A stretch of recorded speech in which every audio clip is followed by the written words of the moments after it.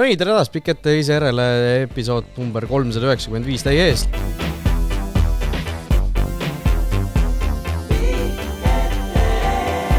Laua taga Kris Silvest, tere hommikust. Tere. Markus Jürgenson, tere hommikust. Tere. Ja mina, Raulo Vessar, meil on 17. august 2026. Markus, sinu järjekordse roundmehe etteasteni on jäänud veel vähem kui nädal. Võistlusnädal on kätte jõudnud. Tsükkel on poole peal kenasti ja valmistumine on täies hoos. Mingisugust pilti nägin, et oli teise rattaga pilt sotsiaalmeedias sul, et on see üks trenn tehtud siis rattatrenn? Ja, tegin, nagu ma plaanisin ja lubasin või ütlesin, siis tegin ühe pikema sõidu ette nii-öelda. Siis tähendas üks ots Võsule või edasi-tagasi? Ei, üks ots, et viisin auto sinna juhatuse liikmele ja siis rattaga koju tagasi. Mis see on siis? Tuleta see kilometraaž meelde? No autoga on lühem. Ja sa ei lähe ju sealt Narva maantelt ei hakanud minema, nii et siis tulid sealt vahelt väikeste külade kaudu sealt Kolgahabla, Juminde poolsaar, Kolgahabla ja sinna natuke paremale. Kõik need Kotkad, Kolgad, sellised Põhjaranniku need külad. Tuli 92,2 kilomeetrit. Eks enam-vähem pool sellest, mis laupäeval tuleb läbida. Jah, selline pool triatloni rattadistants. Ja jõudsin järeldusele, et on vaja kiiremini sõita laupäeval. Et tuli keskmine kiirus tuli sinna 27 koha peale. Aga see rattatreening, ma tegin esimest korda sellise, see oli kihvt. Ilm oli muidugi super, vähe liiklust pühapäeval ja kõik sõidad need väikestel teedel metsa vahel, mingid kohvikud, poed, saab peatusi teha. Tõesti oli nagu, ma üllatusin ise ka, et mulle nii väga meeldis. Mul on tagasi tulnud mitmest kohast sinu eelmise saate peale, jah, et kus sa rääkisid, jah, et ma andsin teada, et ma lähen. Sa andsid teada, lähed ja 2 nädalat ette ja trenni ei tee, põhimõtteliselt teen ühe rattatiiru ja panen selle võtad mingid suplemendid sisse ja lähme. See on valesti tõlgendatud. Mis mõttes trenni ei tee? Ma teen palju. Seda ma ütlesin ka neile inimestele. Tegelikult sa teed trenni palju, aga mis nemad välja tõid, on see, et sa üritad jätta mulje, nagu sa ei teeks trenni, et läheksid ma just vastupidi, iga kord, kui ma sellest räägin, siis ma kuidagi rõhutan seda, et võtke seda minu juttu siis, kuidas siis ma ütlen, väikese tärniga. Et ma olen seda ju siin päris pikka aega ju rõhutanud, et ärge seda kodus järgi proovige. Ja minul on ju all ikkagi vanusest 11 kuni 30 pluss on ju nii-öelda igapäevast treeningut, aga stabiilset treeningut. Paarsada treeningut paarsada pluss treeningut ikkagi aastas ja senimaani. Välja arvatud rattasõidu osas. Ujumas oled käinud ikka pärast eelmist Ironmani? Ja ma ju osalesin seal Südasuve Challenge Käsmult Võsule 3,5 kilomeetrit. No ujumine on kõige kergem sealt kolmest. Jah, ta on ma olen seda rääkinud, et see hirmutab kõige rohkem inimesi, aga iga endast lugupidav inimene võiks ju vees supelda osata, ujuda osata, vee peal püsida. Sul on ka lipso seljas, sul on paadid kõrval, konnaga võib ujuda ka rahulikult, keegi ei käsi sul ujuda krooli. Seal on ajalimiit ka muidugi. No ajalimiit on ka, jah. Kui sa võib-olla konna hakkad seal kütma, siis rattasilga ei saa. Jah, aga see ajalimiit on selline, et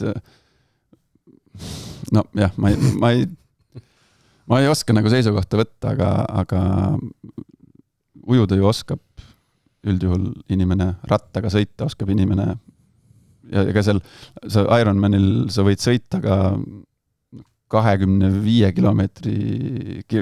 kilomeetrit tunnis, siis sa jõuad ka finišisse, sa võid selg sirge sõita seal, see ei ole midagi, seda oluline on süüa ja energiat tarbida ja uskuge mind, inimeste need võimete piirid on palju kõrgemal, kui te arvate. aga jah, loomulikult, et kui tuleb...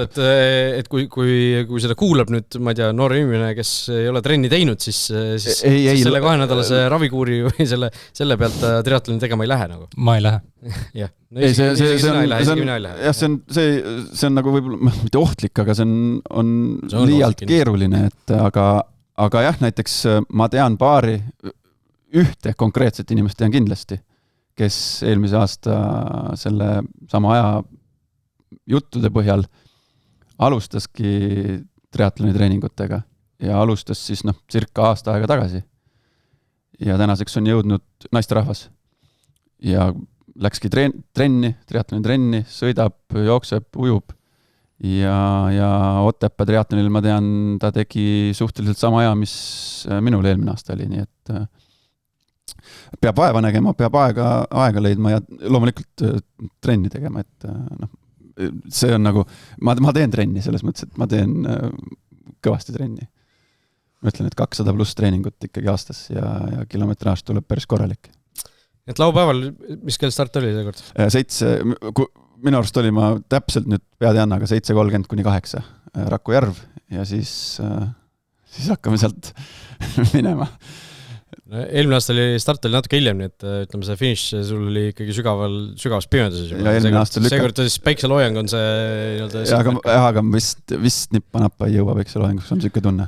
Ilma prognoosi oled vaadanud? Ja ma vaatasin, jah, see veel ei saa nagu lukku lüüa, aga umbes samasugune või nõks kehvem ilm on. Peaasi, et vihma ei tuleks, vihmaga on kehva.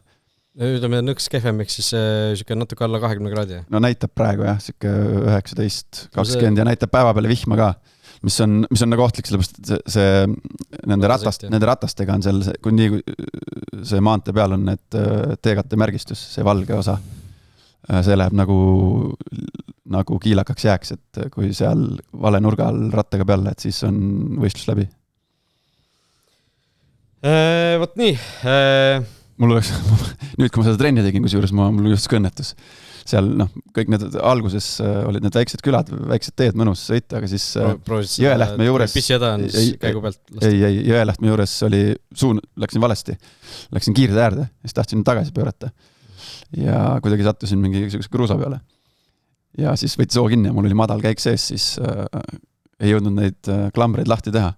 Siis panin lihtsalt nagu käed lenksul õlaga lihtsalt maha põmm. Väiksed vigastused on, aga õnneks võistlus vahele ei jää. Ratas jäi terveks? Ja, ratas jäi, mul ei keha ette nii-öelda. No olgu nii, sina teed palju trenni, aga trenni teevad palju ka, nagu näha, siis Andorra jalgpallurid ja Andorra klubis mängivad jalgpallurid, ehk siis Interklub Descaldes käis siis eelmisel nädalal Tallinnas Floraga mängimas ja võitis selle mängu 4-0, kokku selle paari 6-0, ehk siis kinkis Florale isegi Flora euro ajalugu arvestades ühe kõige suurema paki siis 2 mängu kokkuvõttes ja asi siis tipnes sellega, et järgmisel päeval tehti siis klubis otsus, mis kommunikeeriti välja laupäeva hommikul Konstantin Vassiljeviga ei jätkata. Peatreeneri kohalt on see mees valandatud ja võib-olla kõigepealt ikkagi sellest mängust rääkida, sest see ei ole liialdus öelda, et see oli Eesti jalgpalliklubide euro ajaloo vist kõige piinlikum õhtu. Ja mul esimese hooga meenus Levadia Islandil käik ka, et ega rohkem midagi... Seal ka skoor oli, Markus mäletab? 1-6.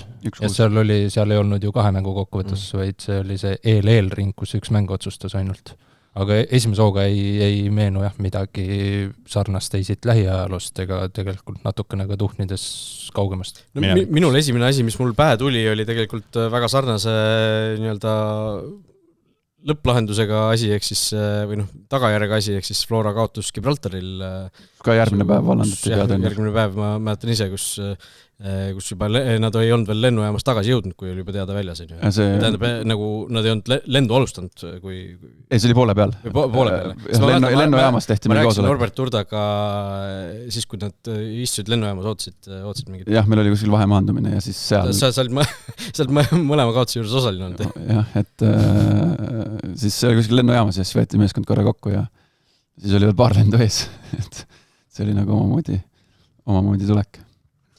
Jah, igatahes noh, see mäng, noh, me saame rääkida tegelikult, see esimene poolaeg ei olnud nii õudne, selles suhtes Flora oli võimalusi, Flora natukene oli aktiivsem selles mängus, aga noh, ei suudetud lisa absoluutselt ära lüüa ja kohe alguses noh, muidugi saadi üks vastu, eks ju, ja noh, jällegi oleks sealt Zenjov võib-olla selle suutnud sisse lüüa, võib-olla räägiks mingisugust natukene teistsugust juttu, aga see teine poolaeg läks ikka nagu täiesti allamäge, et noh, seal oli natuke muidugi seda, et noh, kui see oleks esimene mäng olnud, siis see mäng ei oleks ilmselt 0-4 lõppenud, Flora ei oleks nii suuri riske võtnud, aga noh, lihtsalt kõik, mis sai nagu halvasti minna tol õhtul, läks Flora jaoks halvasti selles mängus edasi. No Flora kiituseks, nii palju kui Florat selles paaris kiita saab, siis tegelikult, nagu sa ütlesid, seda mängu ju tegelikult alustati hästi, mis Flora puhul sel eurosuvel oli, ma ei tea, kas just üllatav, aga pigem on just mängu algused olnud nende poolt kehvad. Et esimese poole ja esimest poolt ma vaatasin küll staadionil sellise olekuga, et ohoh, et üks ära lüüa, jumal okei, siis läheb mänguks, isegi kui see Interi esimene värav tuli, ma mõtlesin, et kui esimese poole lõpus suudaks üks-ühel lüüa, teisel poolel kõik lahtine ja kõik võimalik.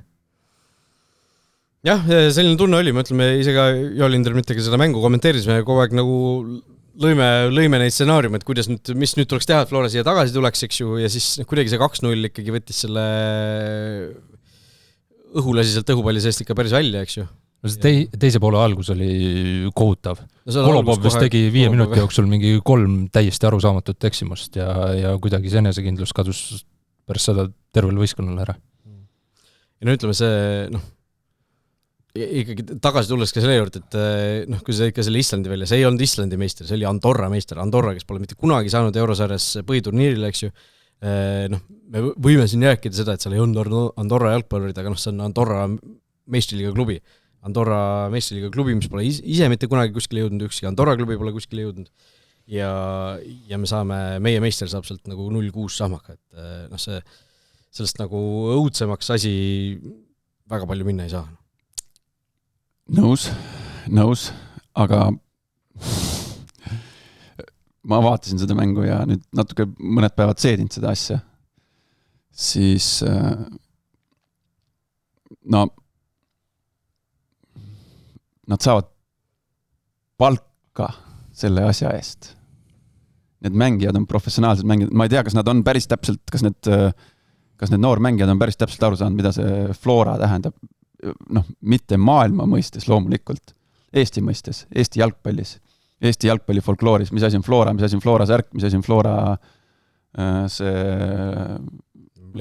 embleem siin rinna peal. Et okei, lõpuks me jõuame selle peatreeneri vallandamiseni, aga see, mis sealt väljakult nii-öelda nende väravate puhul eelkõige, alustati okeilt ja löödud ära, noh, see ongi euromäng, sul ei tule seal 200 varianti. Aga kui sa nüüd need väravad lahti võtad, siis ma nagu oleks ma mingi välismaa klubi mingisugune vaatleja, kes vaatab mängijaid, no ei ole varianti, mis välismaale, kuhu, kes see sealt välismaale läheb, mismoodi, mis nipiga, kuhu? Üks mees läheb kohe vist. Jah, üks Sappenini nimeline, aga mis välismaale? Riiga turismireisile või kuhu, või mismoodi välismaale minnakse? Sinna Prantsuse Poloneesia liigasse saab sellise mänguga. Seal ikkagi, kui ma ei taha nagu personaalselt neid mängijaid välja tuua, mulle nagu see sellega positsioonipõhiselt või mingit põhimõtete järgi. No võtad esimese värava näiteks, oli see esimene vist. Esimesest tuli no, üliolulise tähtsusega nagu värav tegelikult selle paari mõistes. Ja okei, seal oli natuke joosti seal selline poolkontralaadne toode, oli see Kreida oli siis ju mängus.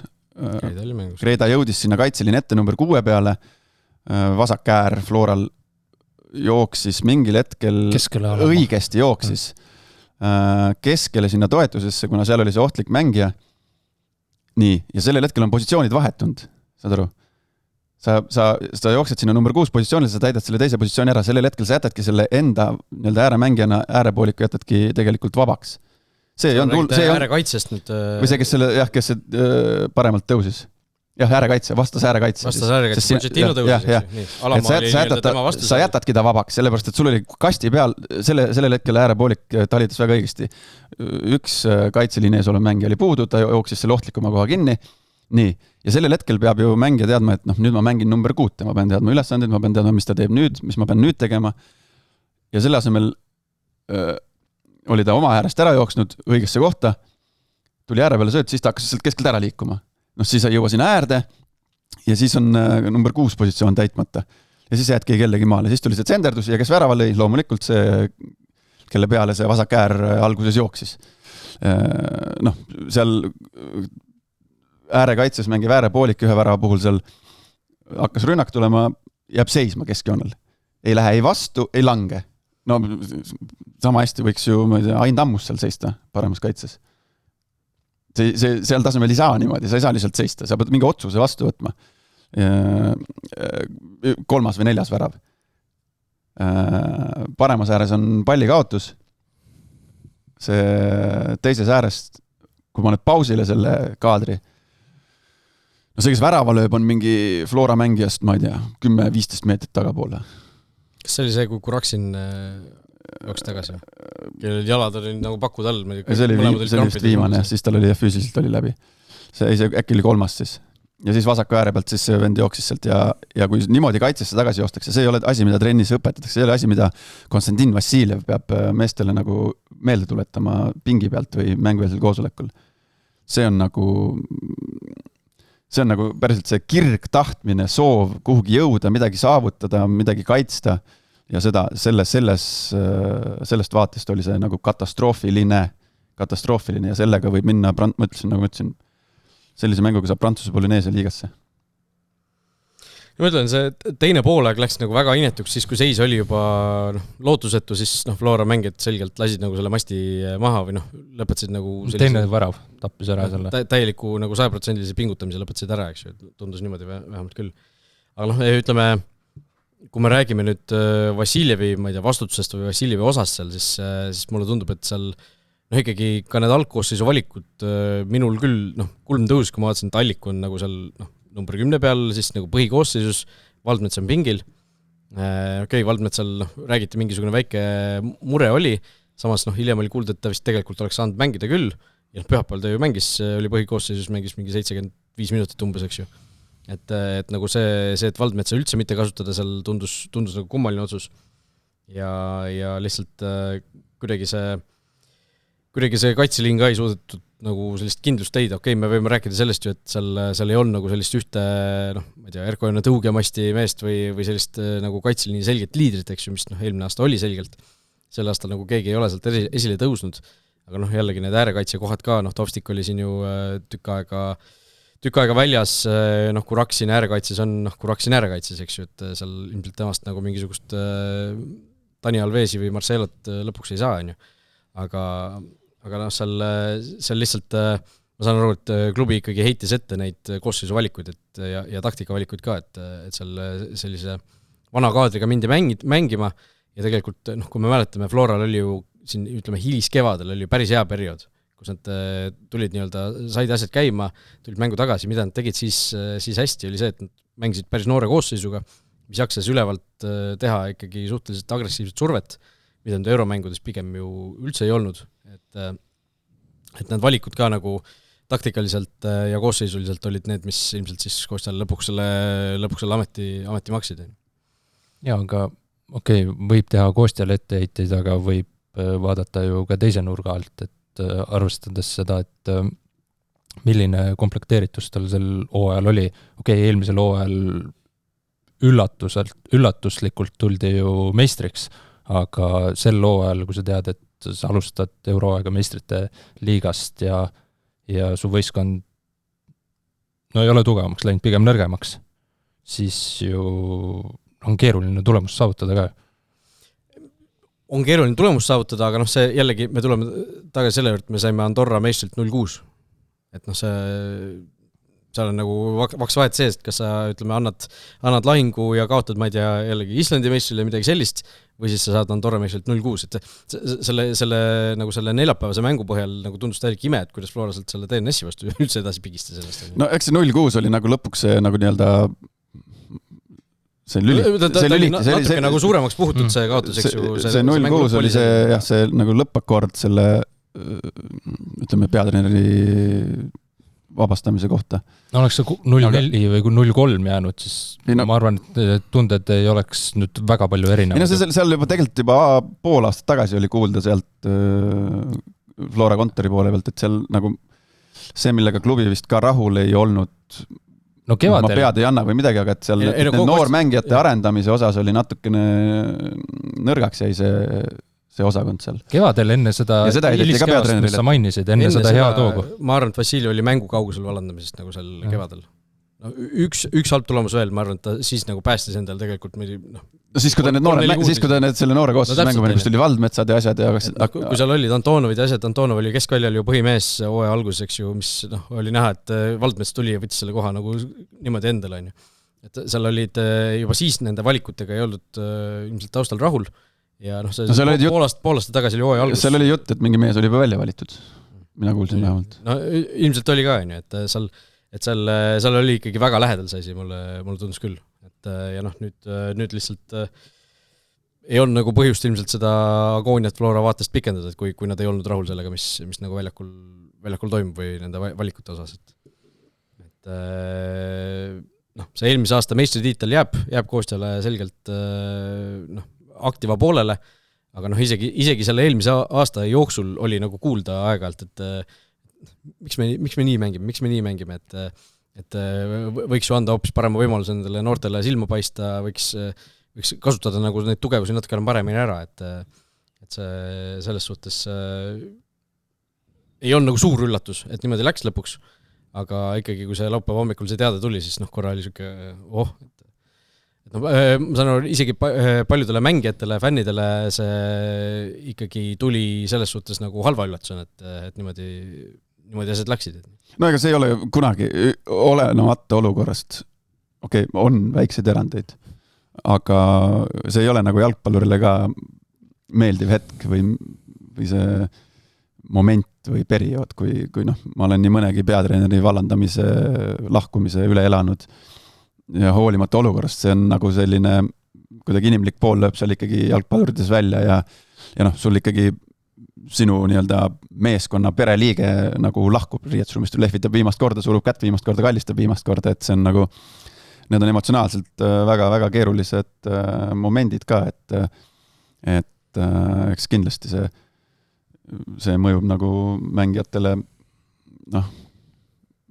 see ehmatamalt või kuidagi niimoodi. No seda enam, et Kostja oli ju mängijana ka, mis ta oli 8-9 aastat lõpuks Floras ju järjest tegelikult, 8, et ta oli ju väga paljudega nendega koos mänginud, väga paljusid nii-öelda aidanud, väiksest peale näinud, nendega koos kas mänginud või treeninud, eks ju, ja see eriti noorematele, ütleme, venekeelsetele jalgpalluritele Eestis Konstantin Vassiljev on ju kõige suurem eeskuju Eestis põhimõtteliselt üldse jalgpallis. Jah, sarnane paralleel tõmmata Martin Reimiga, kui tema lahkus või ma täpselt ei mäleta neid nüansse, et kuidas see käis, kas seal vallandati või astus ise tagasi. Aga seal samamoodi, et ikkagi oli nagu riietusruumis oli mehi, kellel olid silmad märjad. Et me olime siis, ma ei tea, mis kohal, 4., mis iganes. Et silmad on nagu ikkagi niisked ja samamoodi Rogitsi minek, ma mäletan, kes nüüd vaatasite pilte Al-Nasseris, tema see uus peatreener ja Postecoglou ja siis Rogits on ka seal ja siis Ronaldo ja Joao Felix ja alles õpetas Jürgensonile, kuidas hit the gate nüüd räägib Ronaldo. Vahepeal käis Venemaal, eks ju, teame. Jah, ja Rogitsi see minek samamoodi, et siis ma olin nagu kuidagi eriti otseselt seotud, sellepärast et Viljandi tulevikuga ma olin oma värava, me vist mängisime Viiki siin A Le Coq'is. Ja peale seda, meil olid kehvad tulemused all ja siis ma olin veel oma värava, mängisime küll Viiki, aga siis järgmine päev ja siis ta, mul oli temaga suhteliselt okei suhe ja siis ta veel tegi veel järgmine päev nagu meeskonna ees siukse nalja ka, et et Jürgenson, et said tehtud, et sina vallandasid, ta tegi nalja, ma sain aru sellest. See oli nagu pärast vallandamist pidas veel kui ta tuli meeskonnale lõhkumiskõne, et siis ta nagu tegi siukse nalja, on ju, heas mõttes, aga siis oli ka ikkagi, meestel olid ikkagi silmad nagu niisked, et need ei ole meeldivad momendid, et aga jällegi käib jalgpalluri ameti juurde. Jah, Florale tegelikult halb uudisid tuli veel, Vladislav Kreida läks seal suhteliselt süütus olukorras ikkagi päris katki, selles suhtes, et hooaja lõpuni on väljas, 3 kuud ongi hooaja lõpuni, on ju, see õlavigastus, Kreida olulisus nagu selles Flora mängus vaated kõige olulisem mängija isegi praegu siin suvel ju oli. Jah, väga hea hooaja minu arust teinud, ilmselt ongi Flora üks parimaid mängijad. Kui praegu valida Flora hooaja mängijad, siis ilmselt Kreida oleks nagu praegu seisuga number 1. No märgatavalt küpsemaks saanud tundub. Isegi selles eas on võimalik küpseda veel. Sellised, ütleme, lollusi ei ole teinud, eks ju, väljakul. Vahepeal oli see, et ta võis nagu väga hästi mängida, aga siis ta mingites kohtades nagu kees väga üle järsku. Superkarikas meenub. Natuke valedes kohtades. Et nüüd on ilmselt suudab... Ma näed, äkki seal on jälle Konstantin Vassiljevi käsi oli seal mängus, võib-olla ei tea ju. Et mingite treeneritega äkki tunneb ta sellist tüüpi mängija, tunneb ennast vabamalt, lubab endale pisut rohkem kui võiks. Aga jah, ma nagu selles mõttes nõustun, et sümpaatselt mänginud. Ja see Rauno Sappinen ka siis paistab, et on minekut tegemas, ehk siis eile see Kuressaare vastu koosseisus ei olnud ka kuskil tribüüni peal paista. Ja Küprose klubi Nikosia Olympiakos on siis väidetavalt tema kosilane, ehk siis mingisugune kokkulepe vist seal oli juba enne Sapinel klubiga, et kui nüüd Euroopast välja langetakse, siis lubatakse tal välismaalt järgmine töökoht endale leida. Tuletan meelde, Sapinen on 30-aastane, ehk siis seal ei ole enam nagu väga kaua neid aastaid ilmselt ees, kus ta saad nagu välismaalt häid lepinguid, et praegu selles suhtes kindlasti keegi isiklikus plaanis ei heida tal ette, et ta läheb, on ju. Ei, väga minust kõva ju, selles mõttes, et pärast sellist vigastust, mis oli, väga palju siit läbi käinud, et võiks kiigata uuesti või et... Ja vahepeal oli nagu natukene, näiteks pärast eelmist hooaega natukene oli võib-olla üllatav, et ta nagu jätkas, et tal oli leping pikem. Tal oli leping, eks ju, aga lihtsalt ma arvan, Flora on selline klubi, praegu ka ju lasti tal minna ikkagi, et või ilmselt lastakse minna, et ei ole veel midagi ametlikku, aga lihtsalt Flora on ju selline klubi alati olnud, kes ei ole nagu kätt ette pannud, kui on selline olukord olnud, et kui ei ole pikad lepingud. Jah, eelmisel hooajal ta tegi ju tegelikult väga tugev hooaja, ta oli seal mingi 20 umbes väravat, eks ju, et mängis 36 mängu ka liigas. Ja Vannus oli ka täpselt selline, et kui mitte nüüd, siis millal veel, et kui sa lööd 30-aastaselt sama palju väravaid, siis su väärtus ikkagi on natukene väiksem juba, et selles suhtes natuke võib-olla oli isegi üllatav, et jäi, aga samas nüüd teeb siis minekut, et ütleme, Kreida eest jäid ilma, Sapini eest jäid ilma, et ja Kostja Vassiljevist ka, et Flora kindlasti on päris keerulises olukorras praegu. Ja me seda keerulist olukorda nägime nüüd eile ka, kus Karl Möll, uus peatreeneri kohusetäitja, eks ju, ja Kuressaarelt saadi kodus siis Ale Kokk Areenal esimene kaotus siis Kuressaare vastu Floralt. Kuskil öeldi, et see oli esimene kodus kaotatud mäng Kuressaarele, aga mis see, kui see Pajunurm lõi siin Sportlandil? See ikkagi, ma arvan, et pigem oli Flora kodumäng. Ma hakkasin mõtlema ka, et kas see tol ajal võis olla Kuressaare koduväljaks. Mine tea. Aga selles suhtes Ale Kokk Areenal kindlasti oli see esimene Flora kaotus. Ale Kokk Areenal oldi ju lähedal mõned aastad tagasi, kui see Otto Robert Lipp lõi 2 väravat. Siis jäi 2-2. Kus mul oli ka, ma nägin seda fakti, mõtlesin, oot, et see Lippu väravat, mis mäng see oli, ja kes jahtsin, et Viik oli ikkagi. Et jah, aga... Ja viimane võit üldse oli ju 5 aastat tagasi, kui Flora tuli Euroopast Henni käe all ja siis seal Kuressaares kaotati. Et jah, 2 viimast kaotust olidki Kuressaares, Floral Kuressaarele. Aga see eilne mäng ka päris selles suhtes meeleolukas, et see esimene poolega oli vahepeal jõutud kordusi lõpuni. Ei jõudnud laivi pealegi panna. Et Aston Visse esimene Premier League värav, aga mitte esimene värav Ale Kokk Areenal. Rutame, eks ju, siin U17 turniiril oli väga ilusa. Ja Sander Alamaa, kes euromängudes oli ka ikkagi päris nagu ma ütleks nähtamatu, aga ei õnnestunud tal mingid asjad, siis nüüd ikkagi oli just kui puurist lahti lastud seal mingis mõttes, et oli 2 väravat ja oli ikkagi väga aktiivne. Eesti liigas on rohkem ruumi, rohkem aega mõelda ja Tugevused tulid kohe välja. Enamus ajast vastase väljaku poole peal saad palliga. Lõks sisse peallöök, eks ju. Seda teeb hästi. Ta proovis ka siin viimases mängus Interi vastu, aga jah, lihtsalt ei õnnestunud. Kuigi ta läks ka tegelikult euromängudes minu arust nagu aina paremaks. Aga lõpuks jah, ikkagi nagu selliseid õnnustamusi ei olnud nagu koduliigas. Kodus Interi vastu, mul tundus ka, et ikkagi tema nagu ei teinud ka oma tasemel mängu ära, et lõpuks seal lihtsalt läks asjad niimoodi, aga Kuressaare jaoks, kui nende metatsust vaadata, ülimagus, ülioluline võit on ju, et sul Trans ju täpselt selle mängu avavileks sai punkti kätte, Paide vastu tõusis natukene lähemale jälle ja nüüd Kuressaare vajab 3 sammuga eest ära jälle, et Kuressaare on siis nüüd ainult punkti kaugusel nii Nõmme Unitedist kui Harjust ja 7 punkti siis Narva Transiga vahe uuesti, eks siis Trans tegi just kui korraliku tulemus, aga püsimajäämise võimalused kahandasid neil hoopis selle nädalavahetusega. Kuressaarele see mängu algus oli keeruline, et seal oli pisut õnne, sportlikku õnne, et seal Flora neilt kohe 1-0 juhtimine, et siis oleks nagu keeruline olnud, aga siis lõid need samasugused sümptomid välja, nagu me euromängu puhul rääkisime, et samamoodi esimene värav, see keskkaitsjate tegutsemine oli ikkagi alla igasugust arvestust ka siin Premium-liiga tasemel, nii et läks lappama ja päris ootamatult järsku on kuidagi Flora väga-väga keerulises seisus. Jah, tiitlimängust me ilmselt me saame veel teoreetiliselt rääkida, aga selles suhtes, et vahe on 14 punkti ja Floral on 1 mäng varuks ka Levadiaga, aga see praeguses Floras nagu ei paista kuskil olevat esiteks seda jõudnud seda vahet tagasi nõelda ja praegus Levadias ei paista ka olevat seda nõrkust, et see vahe nii-öelda maha mängida, et seal praegu tunduvad nagu asjad ikkagi päris hästi Levadial olevat, kui tiitlimängust rääkida. Aga seal need 2., 3., 4. Flora vaatest, need on ikkagi päris lahtised kõik. Mitu kaotust Floral on juba? 8. 13 võitu, 8 kaotust, 0 viiki. Eelmine aeg oli 6 vist. Eelmine aeg oli 6 kaotust ja see oli nagu kõige suurem kaotuste arv, millega on ebatavaline, et 6 kaotusega võistkond suudab võita meistritiitli, eks ju. Levadial on 1 kaotus endiselt ju sel hooajal näiteks.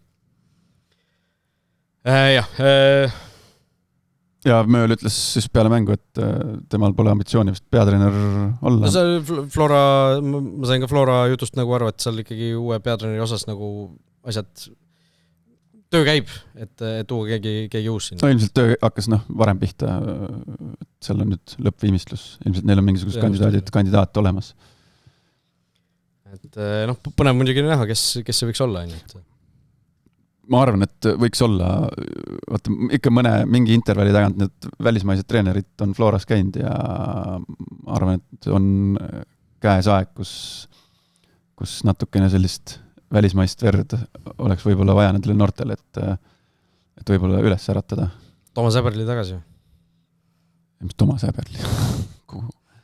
Kus ta on üldse praegu? Ta sai mingi hetk ju lahkus sealt Šveitsi klubist, sest praegu ma ei tea, kas seal on mingi uus töökoht kuskil, vaata vahel on niimoodi, et treeneri nii-öelda kuskil Wikipedias või CV-s ei kajastu midagi, aga tegelikult taustal kuskil mingit asja teed, aga praegu ta vist kuskil peatreener ei ole. Oleme uudistootel ühesõnaga. Rapid Paide, teine euromäng oli ka sel nädalal, mis nüüd läbi sai. Rapid võitis 2-0, 2 mängu kokkudes 6-1. Lahendati küll suhteliselt kindlalt ära, võeti oma ära, et seal Paidele vist suurt sõnaõigust ei jäänud. Markusega tegime seda mängu ja mäletad? Ikka mäletan. Esimesed 15 minutit oli päris okei, üllatav isegi, et Paide alustas seda mängu hästi. Aga läksid ikkagi üritama. Aga lõpuks ikkagi 2 varriotsust või üldse selles paaris ju 3 varriotsust Paide kasuks. Mäletate, avamängus oli ka see penalti kahjuks jah. Viktor Hugo käega mäng ja siis nüüd ka VAR muutis ju 2 otsust ümber, millest tulid väravad, üks suluseis ja teine penalti. Aga lõpuks Paide tuli sealt Austriast ju suht väärikalt tagasi. Väärika tulemusega, väärika enam-vähem mänguga. Üldse, ütleme, kui see eurohooaeg Paide puhul kokku võtta, siis ikkagi selgelt ju pea püsti, et 2 nagu väga korralikku, üks selline enam-vähem 50-50 paaris ja teine ikkagi selgelt endast nagu suurema klubi vastu võit võtta ja Rapidele ka kodus 80 minti anti ju ikkagi korralik lahing on ju, et sul midagi nagu häbeneda ei ole, et Paide Euroopas väga tubli. Lihtsalt see skoor võib-olla siin avamängus Tallinnas läks natuke inetuks selle viimase 10 minuti tõttu, aga keegi ju ei arvanud, et Paide nüüd läheb sellest paarist edasi või on see edasipääs väga-väga lähedal. Jah, no tänasel päeval on see, tundub, et see kolmas eelring, seal peab ikkagi liiga palju asju juba kokku langema. Kui sa alustad konverentsiliigast, siis kolmandas ikkagi tuleb juba, seal ikkagi tuleb juba liiga suuramps meie klubidele. Hiljemalt kolmandas, nagu Levadia puhul nägime, siis tuli juba teises. Tavaliselt Paide on nagu hea näide, et esimeses ringis nagu enam-vähem siuke võrdne vastane, teises ringis siuke natuke tugevam ja kolmandas nagu siuke päris suur amps edasi juba, et tõesti sealt mitte meistriklubil, Eesti klubil põhiturniirile jõuda, see nõuaks ikka väga head loosi, mingisugust vähemalt ühte väga suurt õnnestumist, ongi näiteks mingi Göteborgi või Rapidi alistamine ja siis mingid saaret asja veel, nagu, et see on ikkagi päris keeruline tee. Ülekande ajal ka rääkisime Markusega, et Paide on siin viimaste aastate jooksul nii palju asju hästi teinud, aga mis neil puudu on meistritiitel. Ja seda meistritiitlit oleks neil hädasti vaja, arvestades seda, kui hästi nad on Euroopas esinenud. Et siis oleks väga põnev vaadata, et kuidas Paide sealt meistrite teekonnast, et kuidas neil siis see euroaeg läheks. Just, et mingisugune naljaks nagu Euroopa spetsialiteediga klubi, nagu, et Eesti sees nagu, nad ei ole ju endiselt kordagi isegi nagu tiitluses nibin-nabin olnud, et aga samal ajal Euroopas tegime ka selle ülevaate viimase 5 aasta jooksul ju suur osa, mingi enam-vähem 40% Eesti nendest koefitsiendi punktist on Paide teenitud, on ju, et Florast rääkimata, Levadia on ka selle omajagu teinud, aga Flora on nagu selles suhtes eriti kehv olnud olles ise sageli meistri olnud ja saades nagu neid mitu võimalust ole.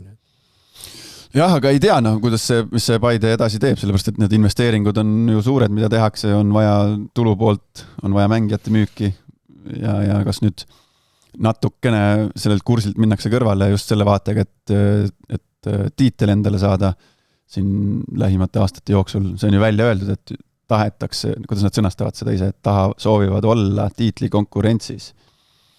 Aga näiteks kui siin nüüd jälle need sellel aastal tulnud vennad maha müüakse, jälle uued peale, siis ollakse samas kohas, et huvitav, selles mõttes, et huvitav nagu probleem, mida iseenesest lahendada või mingi strateegia, mis suund võtta klubina, aga jällegi, et siit väljast pole meie asi öelda, meie asi juhendada, meie asi nagu kobiseda, et eks nemad teavad paremini ja näevad paremini, aga jällegi jõuame sinna, mida mina olen siin iga suvi tagunud, et 10, 15, 20 aasta pärast me ei räägi sellest, kes jõudis kolmandasse eelringi, vaid me vaatame ikkagi Eesti meistritiitlit, kui me räägime ja kes jõudis põhiturniirile või seda, jah, Eesti klubide puhul, aga et lühemas perspektiivis see kolmandasse eelringi ja kõik see klubile tulu teenimine ja kõik see on nagu ka äge. Aga CV-sse jäävad tiitlid, rinna peale need tärnid tulevad tiitlitega.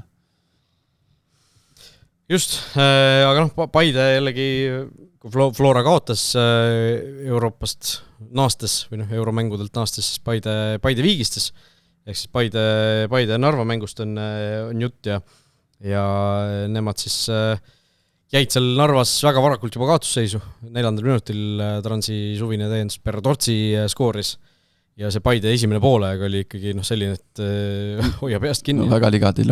Ja reaalselt seal oli olukord, kus nagu avapooleaeg lõppes, Martin Kasel, eks ju, meeskonna, ta on seal manager, manager.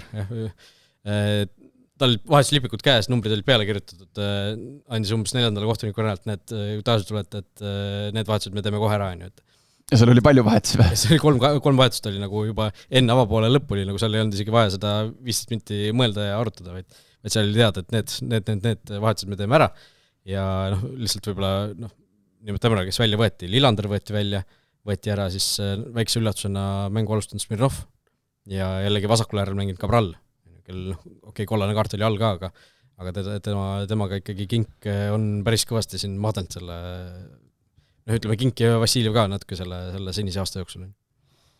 nojah, aga seal oli jah, nagu sa ütlesid, esimene poolega oli nagu silmnähtavalt kuidagi lohakad, kehvad, see väravgi ju tuli niimoodi, et terve kaitseliin võtab sul build-upi asendi üles ja siis tuleb nii lihtne, nii ilmselge see söödueksimus, et seal ei jõuagi keegi midagi kaitsta. Et kuidagi rabedad olid ja kas nende sealt leerist tuli kuskil või oli see mingi teine mees, kes ütles, et poole ajal tuli päris korralik jutuajamine, aga ma ei mäleta, kas see nüüd oli Paide Kevin Aalo. See oli Kevin Aalo ja Pärnu kohta, Igor Prins oma parimas mahlas. Aga ma arvan, et seal Paide suuskond liiga palju. ma ise kommenteerisin seda mängu, ma ei olnud seal küll lähedal, aga selles suhtes, et ma tahaks arvata, et Tarmo Kink ka nüüd ei läinud seal sellise jutlusega peale. Ja seal sina kommenteerisid ja sul oli päike ju paistis, seal sai näinud ekraani, seal vahepeal võttis ikkagi kaamera, võttis selle Paide pingi suurde pilti, siis see oli väga kõnekas, kus seal see staff istus üsna mõtlikult. Jah. Aga jällegi, Paide kiituseks, et mõnes mõttes nagu selle mängu lõikes ju tegelikult toibuti ja... Need vahetused ja see poole ja paus selles suhtes toimis, et teisel poolel mängiti paremini, aga selgelt ka mitte piisavalt hästi, et see mäng ära võita. Sest see viigevärav saadi küll kätte seal võrdlemisi kiiresti.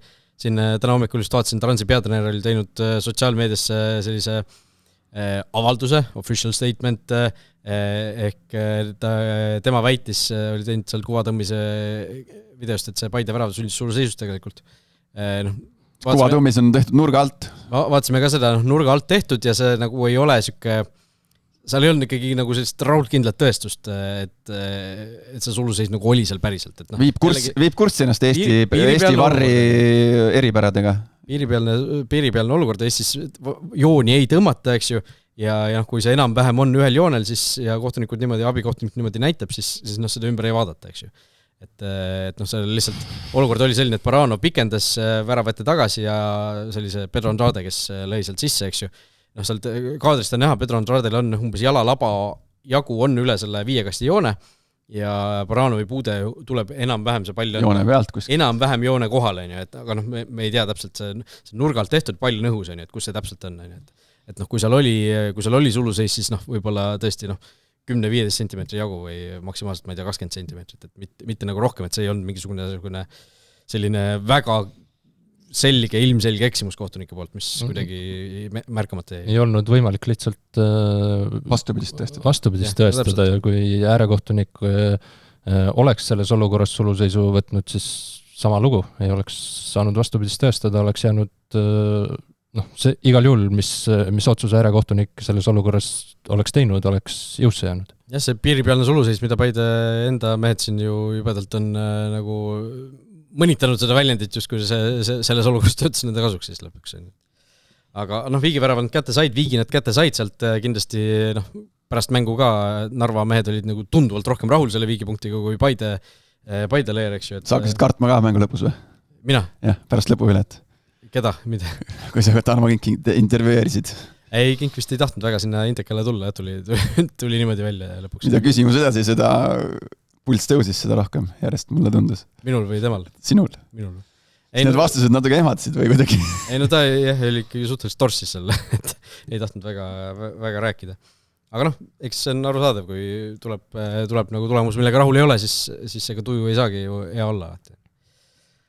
Aga ütleme, tegelikult aus tulemus selles mängus, nagu võimalus oligi enam-vähem võrdselt lõpuks, Paide teisel poolel natukene oli parem, Narva oli võib-olla esimesel poolel isegi kriipsu parem.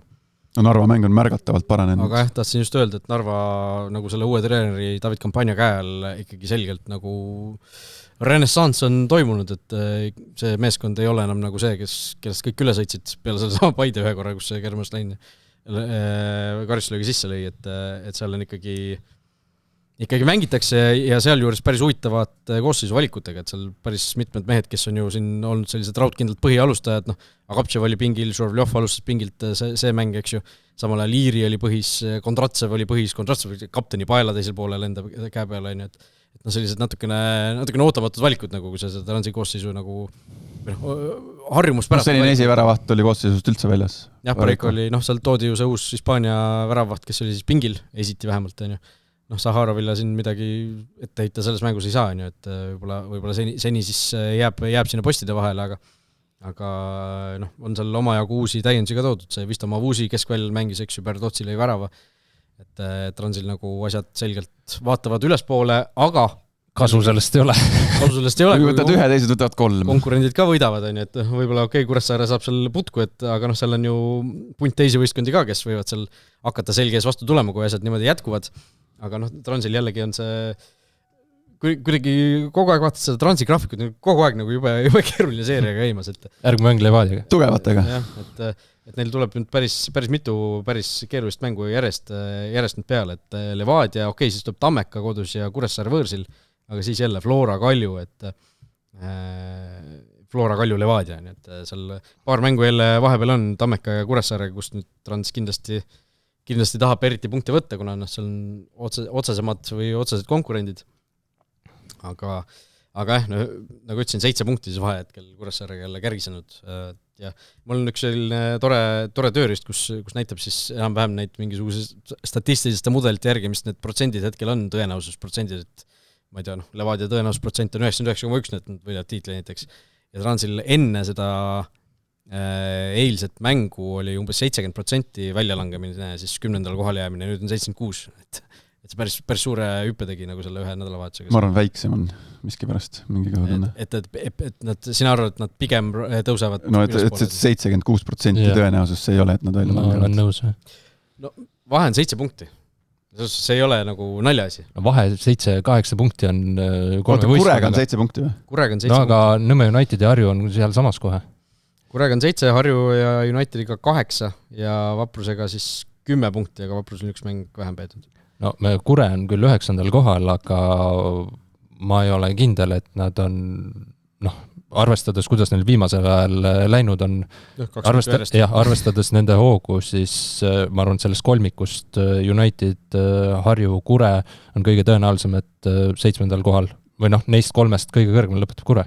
Praegust seisu ma julgeks pakkuda. Jah, Harju on ikka päris ära vajanud, United on olnud väga ebastabiilne ja tegelikult ka nagu, pigem see suvi on nagu, me rääksime juuni-juuli sümboolses koosseisus oli ju, Unitedi värvi oli see koosseis, aga tegelikult kuidagi need tulemused on hakanud nagu langustrendis olema, et ei no väga põnev, igatahes väga põnev, jah, tõesti on keeruline ennustada, kes seal... Aga selles suhtes, mina nagu selles suhtes vaidleks teile natukene vastu, et umbes 3/4 on siis see võimalus, et Trans praegu nii-öelda 10. jääb, 1/4 on võimalus, et nad kedagi sealt edestavad.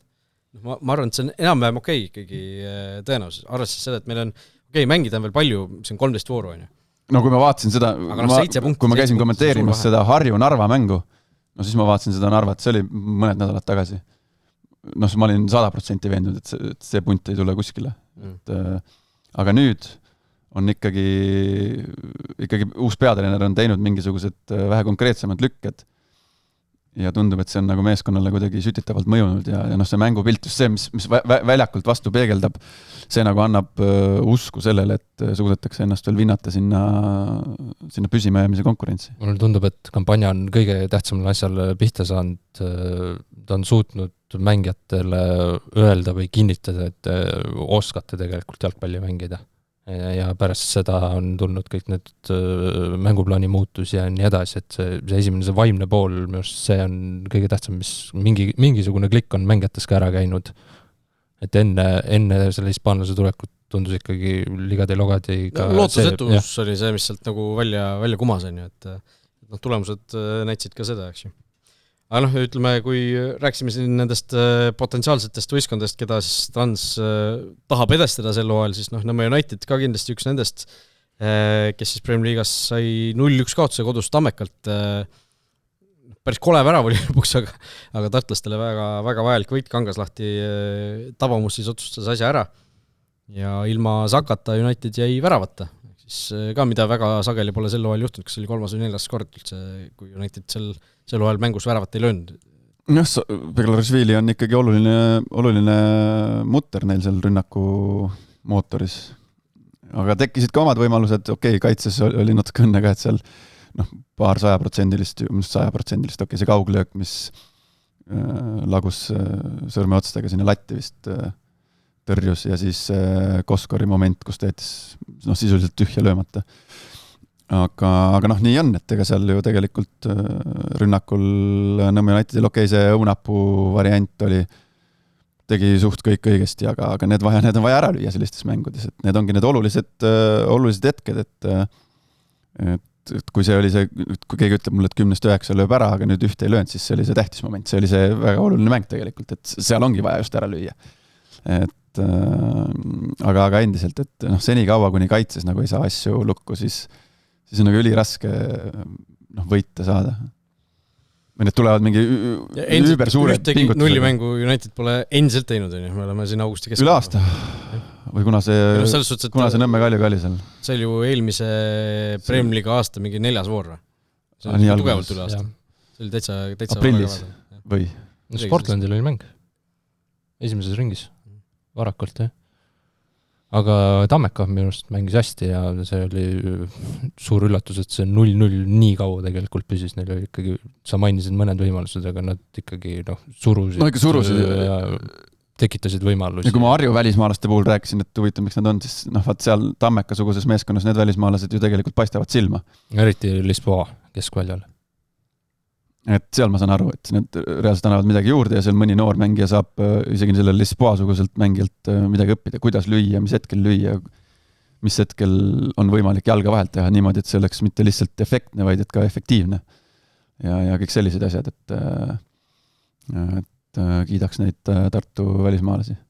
Jah, kiidame Christopher Sahtelit ka, tegelikult Premier League debüüt üsna ootamatult tuli ja nullimäng taga, et tegis avalduse võib-olla, et edasigi seista. Päris enesekindel esitus oli tema poolt. Ei olnud üldse paha ja tegelikult kogu see kaitseliin sai nagu kenasti hakkama, Kangaslahti oli värava, eks ju, ja nii edasi. Aga tõesti, kui välismaalastest ka rääkisid, siis ma mingi hetk hakkasin ka lugema, et palju nüüd nagu välkareid Tammekal on, vist 5 tükki oli korraga platsil, et nüüd on 6 lubatud, eks ju, jah. Kes kaitsjad, eks ju, seal on, eks ju, see Ami Tšekori on keskväljal, seesama Lisboa, kellest sa rääkisid, eks ju, Haidara, ja juba ongi 5 koos, eks ju. Ja vahetusest tuli veel see Kauan Pereira ka, eks ju. Et tegelikult jah, Tammeka on nagu välismaalastega tundub suhteliselt hästi läinud sel loal. Jah, pigem küll ja Tammekal olid ju, nüüd enne seda mängu olid päris suured kolakad all, et nüüd said ju ikkagi suutsid ennast kokku võtta. Suvi on ju nende jaoks olnud väga sükke hektiline. No vähe mänginud ka. Seda mõtlengi, et nagu puhkad 2 nädalat, siis jälle on üks mäng, puhkad 2 nädalat. Ja ilma Maarinita on nüüd viimased mängud ju mänginud, kellel peaks olema mingi pisivigastus.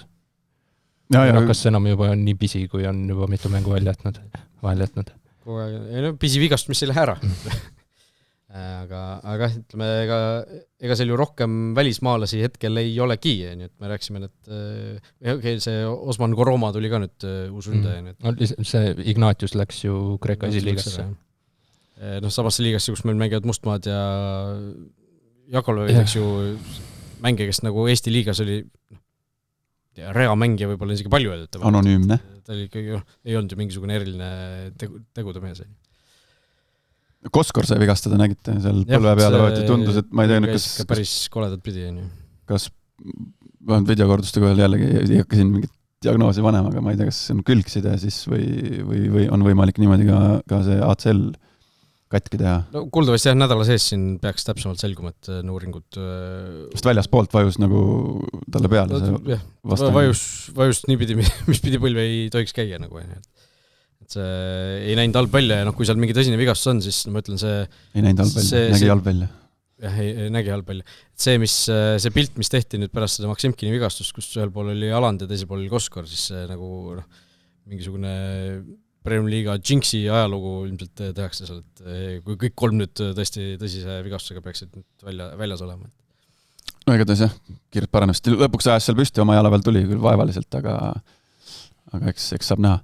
Aga Tammekaga seoses mina siin kutsun ikkagi inimesi järgmine nädal, siis toimub see vilistlaste turniir Tartus. See on järgmine nädal, mitte nüüd see. Ma tean, vabandust, see nädal. See on see triatloni päeval vist. Jah, samal päeval kui triatloni, et sellepärast kahjuks peangi vahel jätma. 87 ja uudest mängust ilma. Jah, ülikurb meel on, aga päris palju lende on seal tulemas ja siis Tammekal on ka kodumäng ju laupäeval Tamme staadionil, ehk siis päeva esimeses pooles siis toimub see vilistlaste turniir, kus tuleb ikkagi mulle teadaoleva info kohaselt päris palju lende kohale.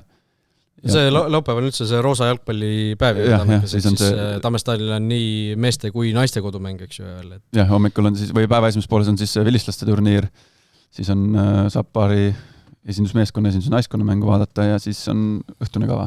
No see õhtune naiste mäng on ju kell 8 õhtul erandkorras, Sokkernet vist esimest korda teeb naiste esiliigast otseülekande, ehk siis Tammeka ja kellega Elektraga äkki. Elektraga vist, jah, Tartu Derbi ka veel seda enam on ju.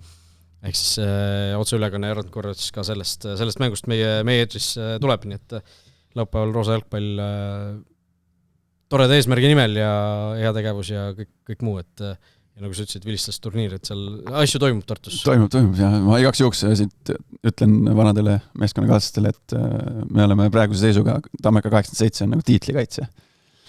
Et latti ei saa allapoole lasta. Oleks pettumus. Ja kui me rääksime sellest tabeli keskosast, siis Tammeka natukene nüüd on sellest ülejäänud seltskonnast ennast lahti rebimas. Ehk siis kui me räägime Unitedi, Harju ja Kurega võrdluses on Tammeka edu küll 4, 4 ja 5, aga Tammekal on 3 vähem peetud mängu nendega võrreldes, et päris veidar asi, mida öelda sellises faasis, eks ju. Seis on ju täitsa Nietzsche. Jah, ja Paidega on vahe 7 punkti ja Tammekal on 2 mängu vähem peetud.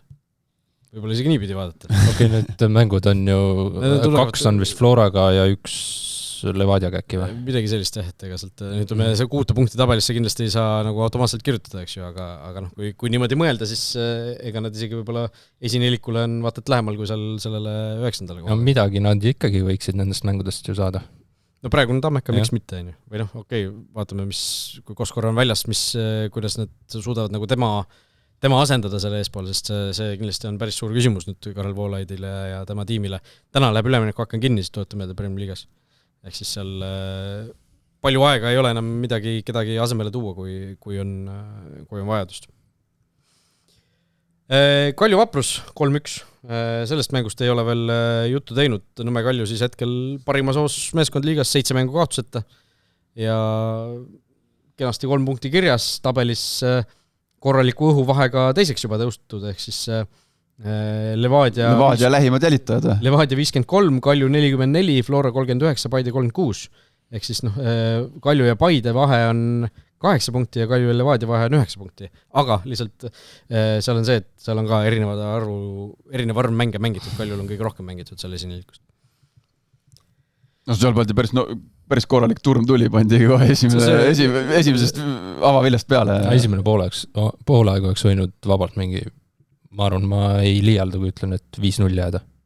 Et seal natuke meenutas seda Kalju Tammeka mängu, oli Tammeka, kelle vastu ka seesama tipphetkede video nagu oli see esimene poole, või kaamera oli nagu niimoodi sinna ühele poole ja siis ainult sinna nagu asjad tulid. Seal oleks, vaata, kui nad tõid 12. minutil esimese, siis tuli kohe teine otsa ja seal, kas ma sain õigesti aru, et ma mängu ise ei näinud, ma vaatasin seda teist mängu, siis tipphetkede videos oli juba järgmine minut oli ka veel mingi päris korralik variant oli see Orlovil või kellel see oli, et seal oleks võinud 3 minutiga 3 tükki tulla. Musoliitin oli kuidagi eriti hoosin ühe lõi ära. Pommitati kaugelt ja päris korralikud löögid olid vendadel, et seda on äge näha. Et ime pole, et seal vahel tõesti nagu Allo ütles mingisugune väike peapesu käis, et teisel poolel ju, kas teisel poole Vaprus võits ju? 1-1 väraval teisel poolel ka Kaljul. Et seal läks nagu natukene asjad taandusid või tasandusid ja Joonas Sild oli ka väga ilusa värava lõpus seal. Augustis on üldse väga palju ilusaid väravaid Premium liigas löödud. Ikka väga palju, ma arvan, see valik kuu parima või ilusama värava valik tuleb keeruline. Ma arvan, et isegi need, kes koostavad seda, et palju tavaliselt on mingi 5-6 väravat, mille hulgast saab valida, ma arvan, et mõni kvalifikatsiooninorm tuleb. Ja mõni ilus värav jääb isegi sellest valikust välja. Kas juuni-juuli valikust mitte ei jäänud see Varjundi Kuressaarele löödud värav välja, kus ta vaata triblasse mingi 5 mängist oli, see vist, ma ei tea, võib-olla. Aga seal, ütleme, tuleb kõrged normid kehtestada, et seal väravaelu on norm Premier Liigas, värav peabki ilus olema. Aga jah, tõesti see avapoolega, mõtlesin ise ka, et kui oleks Kalju fänn, siis päris mõnus oleks vaadata nagu. kogu aeg tuleb mingisugune šanss tekib. Pealelöögid olid 14-0 esimesel poolel. Vaprus on seal praegu ka selles tagumises pundis sees, Neil on siis mäng vähem peetud Unitedi, Harju ja Kuressaare seltskonnaga võrreldes, aga edu nende ees on siis 2 ja 3 punkti, et on ka sealt enam-vähem seal samas pundis sees. Mis tähendab, et üldse ei ole võimatud, näiteks Vaprus mängib ülemineku mänge selle aeg. Ei, need hooaja teise poole, need ütleme, tabeli teise poole omavahelised mängud tulevad ikkagi päris tummised ja päris olulised. Et ega siin on juba iga punkt hakkab vaikselt arvele minema. Ja tuletame lihtsalt meelde, et meil see 10. koha rekord on 23 punkti, eks ju, Harju arvel 2 aastat tagasi. 23 17 on praegu Transil viimasena. Ja Transil 17 ja Kuressaare oli kõigil ülejäänud on 24 pluss juba, et seal selgelt see rekord on ohus, mis on ainult ju positiivne selles suhtes, et see tähendab, et Premier Liiga nagu on muutunud ühtlasemaks ja tagumine ots on muutunud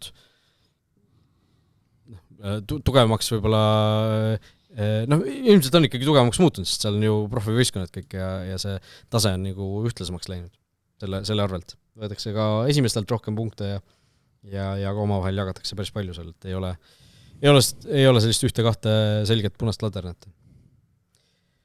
Ja üks mäng on meil veel siis läbi arutamata veel ja see on loomulikult siis Harju ja Levadia mäng, kus siis Levadia rong veereb endiselt hooga edasi 2-1. Küll mitte kõige lihtsam võit, aga siiski võit, ega laagri seal kunstmurustaanil keegi peale Harju lihtsasti ei võidagi, tundub, et Harju ise seal vahel võidab lihtsasti, aga teistel läheb ikkagi pigem keeruliseks ja Levadia ikkagi, ma ütlen, see rong veereb edasi lihtsalt, seal ei tundu, et keegi kuskilt sealt mingid pidurid leiaks või nad ise seda pidurit tõmbaks.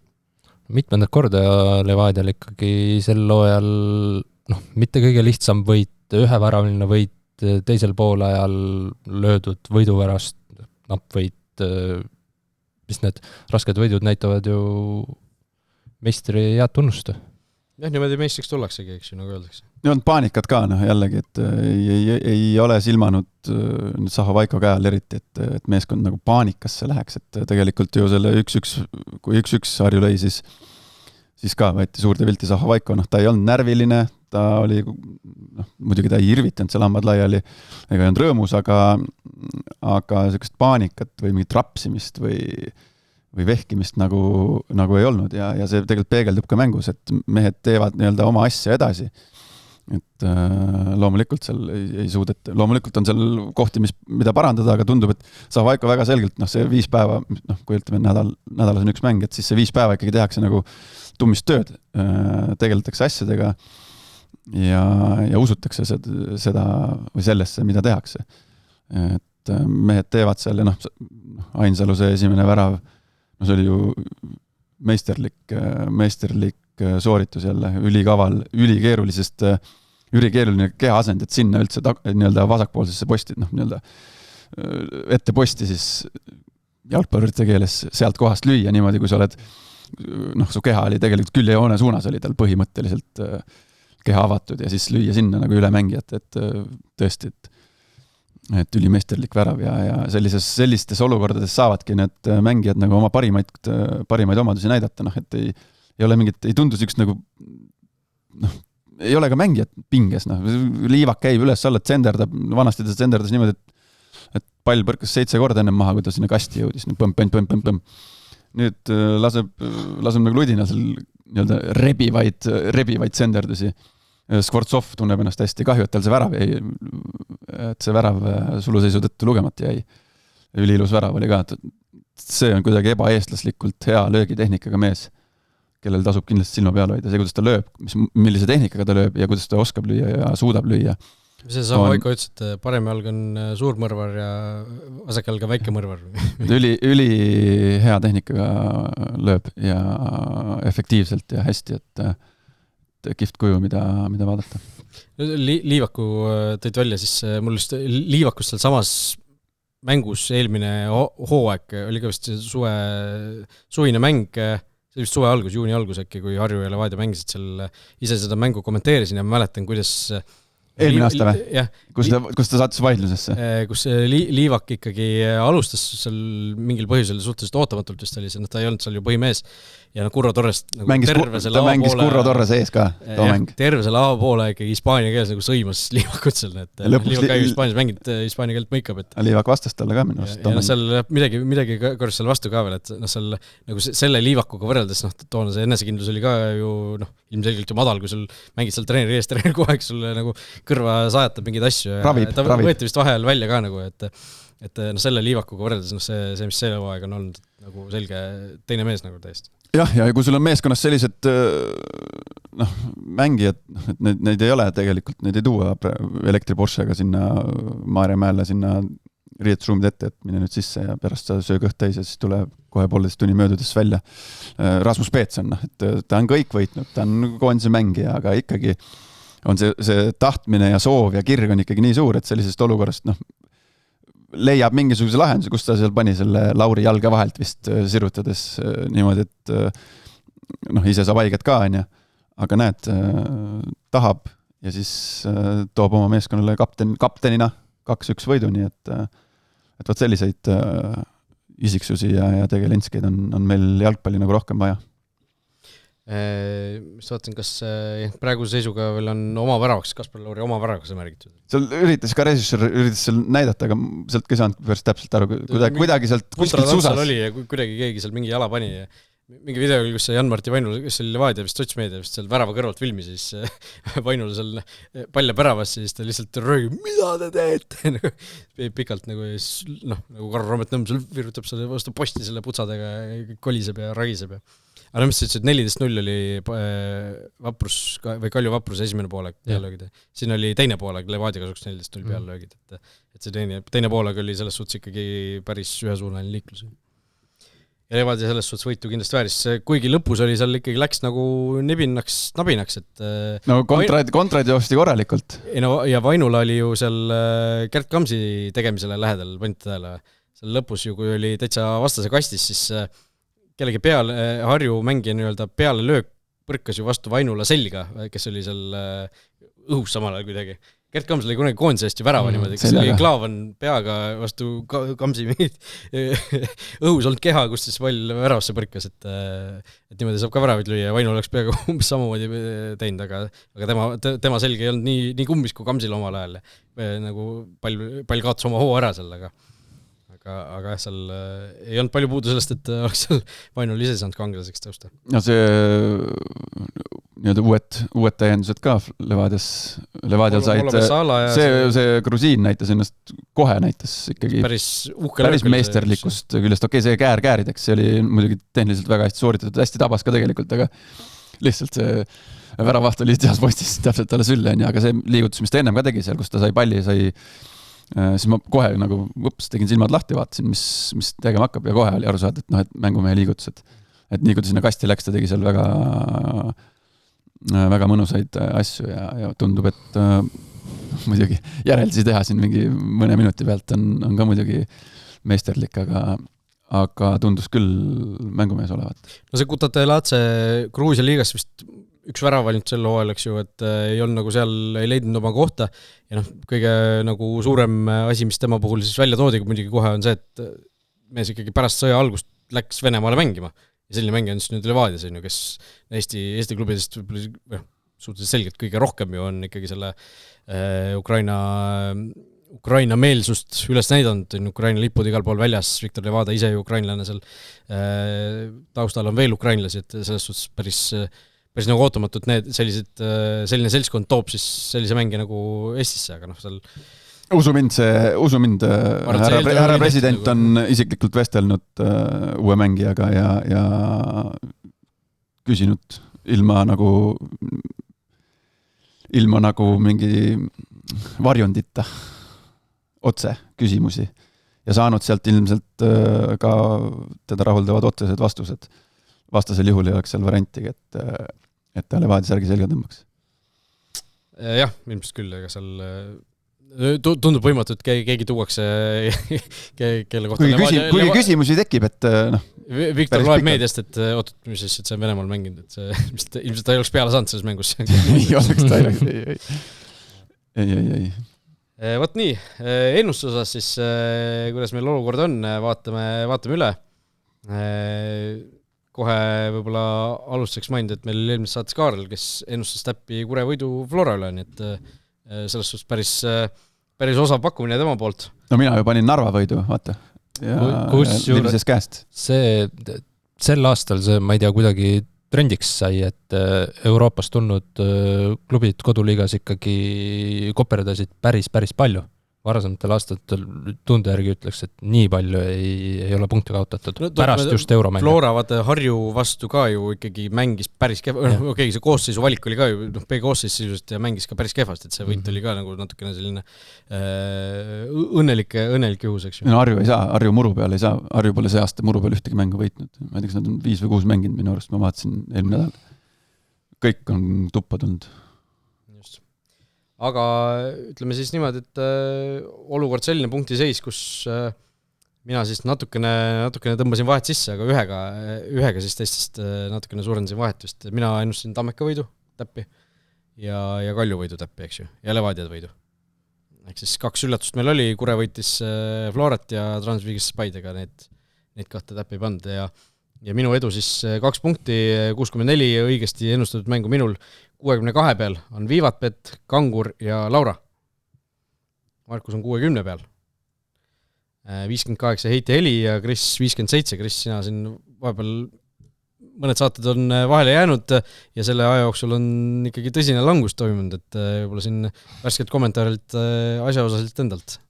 Ma ei tea, ju siis ma ei ole jalgpallis nii sees. Haamer või? Haamer. Selle asi nimi on Haamer. Täpselt siuke, ütleme, 2/3 peale hooajast on ju, et 30 pluss.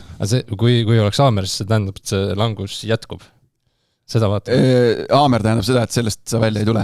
No see tähendab seda, et kui sa saad maratonis 35. kilomeetril Haamri, siis no sa saad Haamri, aga sa kõnnid lõpuni, selles mõttes. Okei, see tähendab, et tempo oluliselt langeb, ma vaatan, ma ei usu, et ma nüüd väga palju nüüd juurde kaotan. Nii, aga uue vooru ennustused, Levadia versus Trans, esimene mäng, siin üllatus ei ole, kõik ennustavad Levadia võitu. Alagak Arenal, tiitli peale mäng, loogiline. Tammeka versus Kuressaare, Kuressaare jalgpall, siin ennustavad... Mis asi Tammeka versus? Kuressaare. Jah. Kõik peale Heiti Heli ennustavad Tammeka võitu selles mängus. Heiti prognoosib Viiki. Harju versus Kalju. Kõik ennustavad Kalju võitu peale minu. Mina läksin Viigi peale. No see on sinu külapunt ju. Ma olen neid Harju mänge näinud päris palju ja ma olen näinud... Sa elad seal samas lähedal. Nojah, enam-vähem. Ja ma olen näinud, kui keeruline kõikidel külesvõistkondadel seal millegi pärast mängida on. Ma ei tea, kas see väike väljak, vanast oli see paha kunstmuru, nüüd see... Miks? Sellepärast, et Harju mängib hooga, mängivad isuga, ajavad närvi vastaseid, tunnevad ennast hästi. Räägivad palju kõik vastasvõistkondadel. Jah, mölisevad, karjuvad, nad teevad kõik endast oleneva, et kompenseerida mingisuguseid vajakajäämisi, kompenseeritakse sellega, see on ju väga kihvt. Ka Levadia mängus nad suutsid ikkagi mingid vennad seal natukene seal närvead ja mingid, küll Valner seal jooksis palli järgi, seal mingi Harju ründaja vedas palli mingis olukorras natuke eemale ja siis pandi seal keha sellises olukorras, kus ei ole vaja panna ja siukseid asju nad kasutavad ja see, mina tervitan selliseid asju. Sellepärast on seal raske. Jah, mina olen soolopunkti järgi, siis tuleb välja, sest mina ennustasin Viiki, kõik teised siis Kalju võitu. No strateegiliselt pole Viiki üldse mõtet ennustada minu arust. Tõsi, aga... On nagu elu näidanud. Kui sa Kihvla-kontorite koefitsiente vaatad ka, Viigi koefitsiente tavaliselt on kõige kõrgem. Me järgmine aasta teeme, et Viigi eest peaks olema tegelikult 1,5-kordne punkt, ma arvan. Või siis veel keerulisemaks ajad, et võtame need mänguajalised koefitsiendid ja nii mitu... Nii suur kui koefitsient on, nii palju punkte saada. Et Kuressaare võit Flora vastu oleks... Ei, see läheb natuke, aga Viigi eest võiks ikkagi minu arust 1,5. No vaatame seda asja. Et kõik hakkavad Viiki ennustama ühesõnaga. Saame näha. Paide versus Nõmme United, siin ka üllatusi keegi ei ennusta, kõik ennustavad Paide võitu, kodus ka veel Paide. Ja Vaprus versus Flora, siin on nüüd pakutud kõike. Ma tahtsin ka vihaga panna ühte, aga ei pand. Ühe pani, vihaga või mitte, Laura Jansen, ehk siis ennustab, et Flora madalseis jätkub. Flora on ju kaotanud siin nüüd 3 mängu järjest, vahepeal lasti endal lüüa 8 väravat järjest. Inter 6 pluss just ju Kure 2 tükki. Viiki ennustab Kris? Jah. Ma puhtalt selle pealt, et mõlemad olid eile päris kehvad, nii Vaprus kui Flora, aga ma arvan, et mõlemad nüüd nädala pärast ei ole nii kehvad, aga nad ei ole ka piisavalt head, et seda mängu võita, ehk et ma arvan, et 0-0 või 1-1 Pärnus, ma arvan, et Vaprus on kodus hea ka. Tuletan vist meelde ka Flora mitte ühtegi viiki senisel hooajal pole mänginud, nii et siin see 1,5 punkti koht. Okei, anname 1,5. Siit tuleb esimene. Ma tahtsin ühte panna, aga siis ma vaatasin ka viimaseid omavahelisi kohtumisi, et kuidagi Flora on viimasel ajal hästi hakkama saanud. Ma kaalusin ka seda, et äkki ikkagi kaldub Flora poole, aga mõtlesin, minul ka, näpp oli tükk aega selle mingisuguse, ma mõtlesin, kas viik või äkki ikka Vapruse võitu panna isegi, aga siis ikkagi nagu ei julgenud nagu kahte väga sellist erinevat ennustust panna, et panin ikka selle nagu Flora võitma selles mängus. Vot nii et uus voor juba siis uue nädala lõpus laupäeval või reedel, laupäeval, pühapäeval siis need mängud. Räägime natukene väliseestlastest ka, sellepärast et need välismaa hooajad siin vaikselt ju algavad või on juba alanud. Mis meil rääkida on? Schöning Larsenilt taas värav. Lihtsalt võttis palli ja läks lõi värava. Päris äge värav, mis ta jooks 60 meetrit. Ma ütlen, ta lihtsalt võttis palli oma väljaku poole, läks üles, vaatas kedagi vastu tule, ma löön siis värava. Nagu mehel on selge siht silme ees, ütles, et 5+5. 2 tükki on juba esimese 2 mänguga. See ei olnud liigamäng, see oli mingi karikamäng.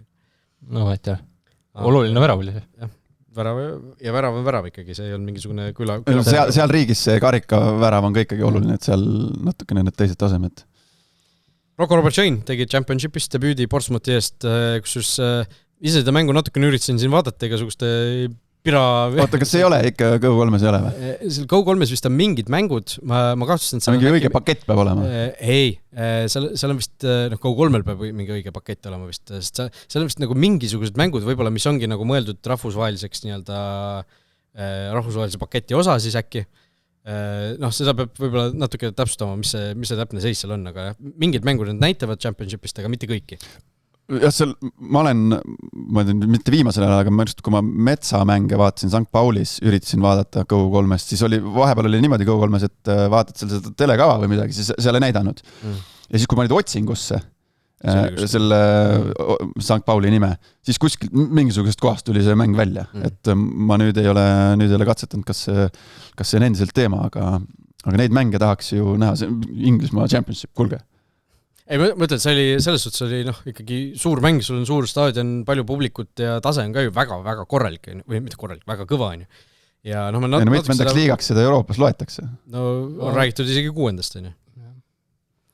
Et ja see mäng ise, Shane'i esitus seal oli nagu päris polariseeriv, mulle isegi tundus, sellest ma lugesin nagu pärast mingisuguseid Portsmouthi enda fännide kommentaare ja seal nagu see oli nagu täiesti seinast seina. Mingid inimesed ütlesid, et Shane oli väga klaas ja väga rahulik palli peal ja super venna oleme ikka saanud. Mingid vaatasid sama mängu, et minu Shane oli ikka täielik saast ja nii edasi, et seal nagu mingid valisid seda mängu parimaks Portsmouthis ja mingid umbes ütlesid nagu täiesti ebaõnnestunud mäng. No nii palju kui inimesi on arvamusi. Jah, et päris huvitavalt, aga ma ei tea, nii palju kui ma ise nägin, siis nagu kaitsefaasis mulle tundus, et tal nagu natukene seal oma väljaku poolel just mingid asjad nagu ebaõnnestusid. Aga samas ta kohati nagu ka kenasti nagu liigutas seda palli seal keskel. No see on igal juhul hea märk, et ta on algkoosseisus, ta mängib 90 minutit kohe alguses. Tuleb seda usaldust õigesti ära kasutada ja silma jääda.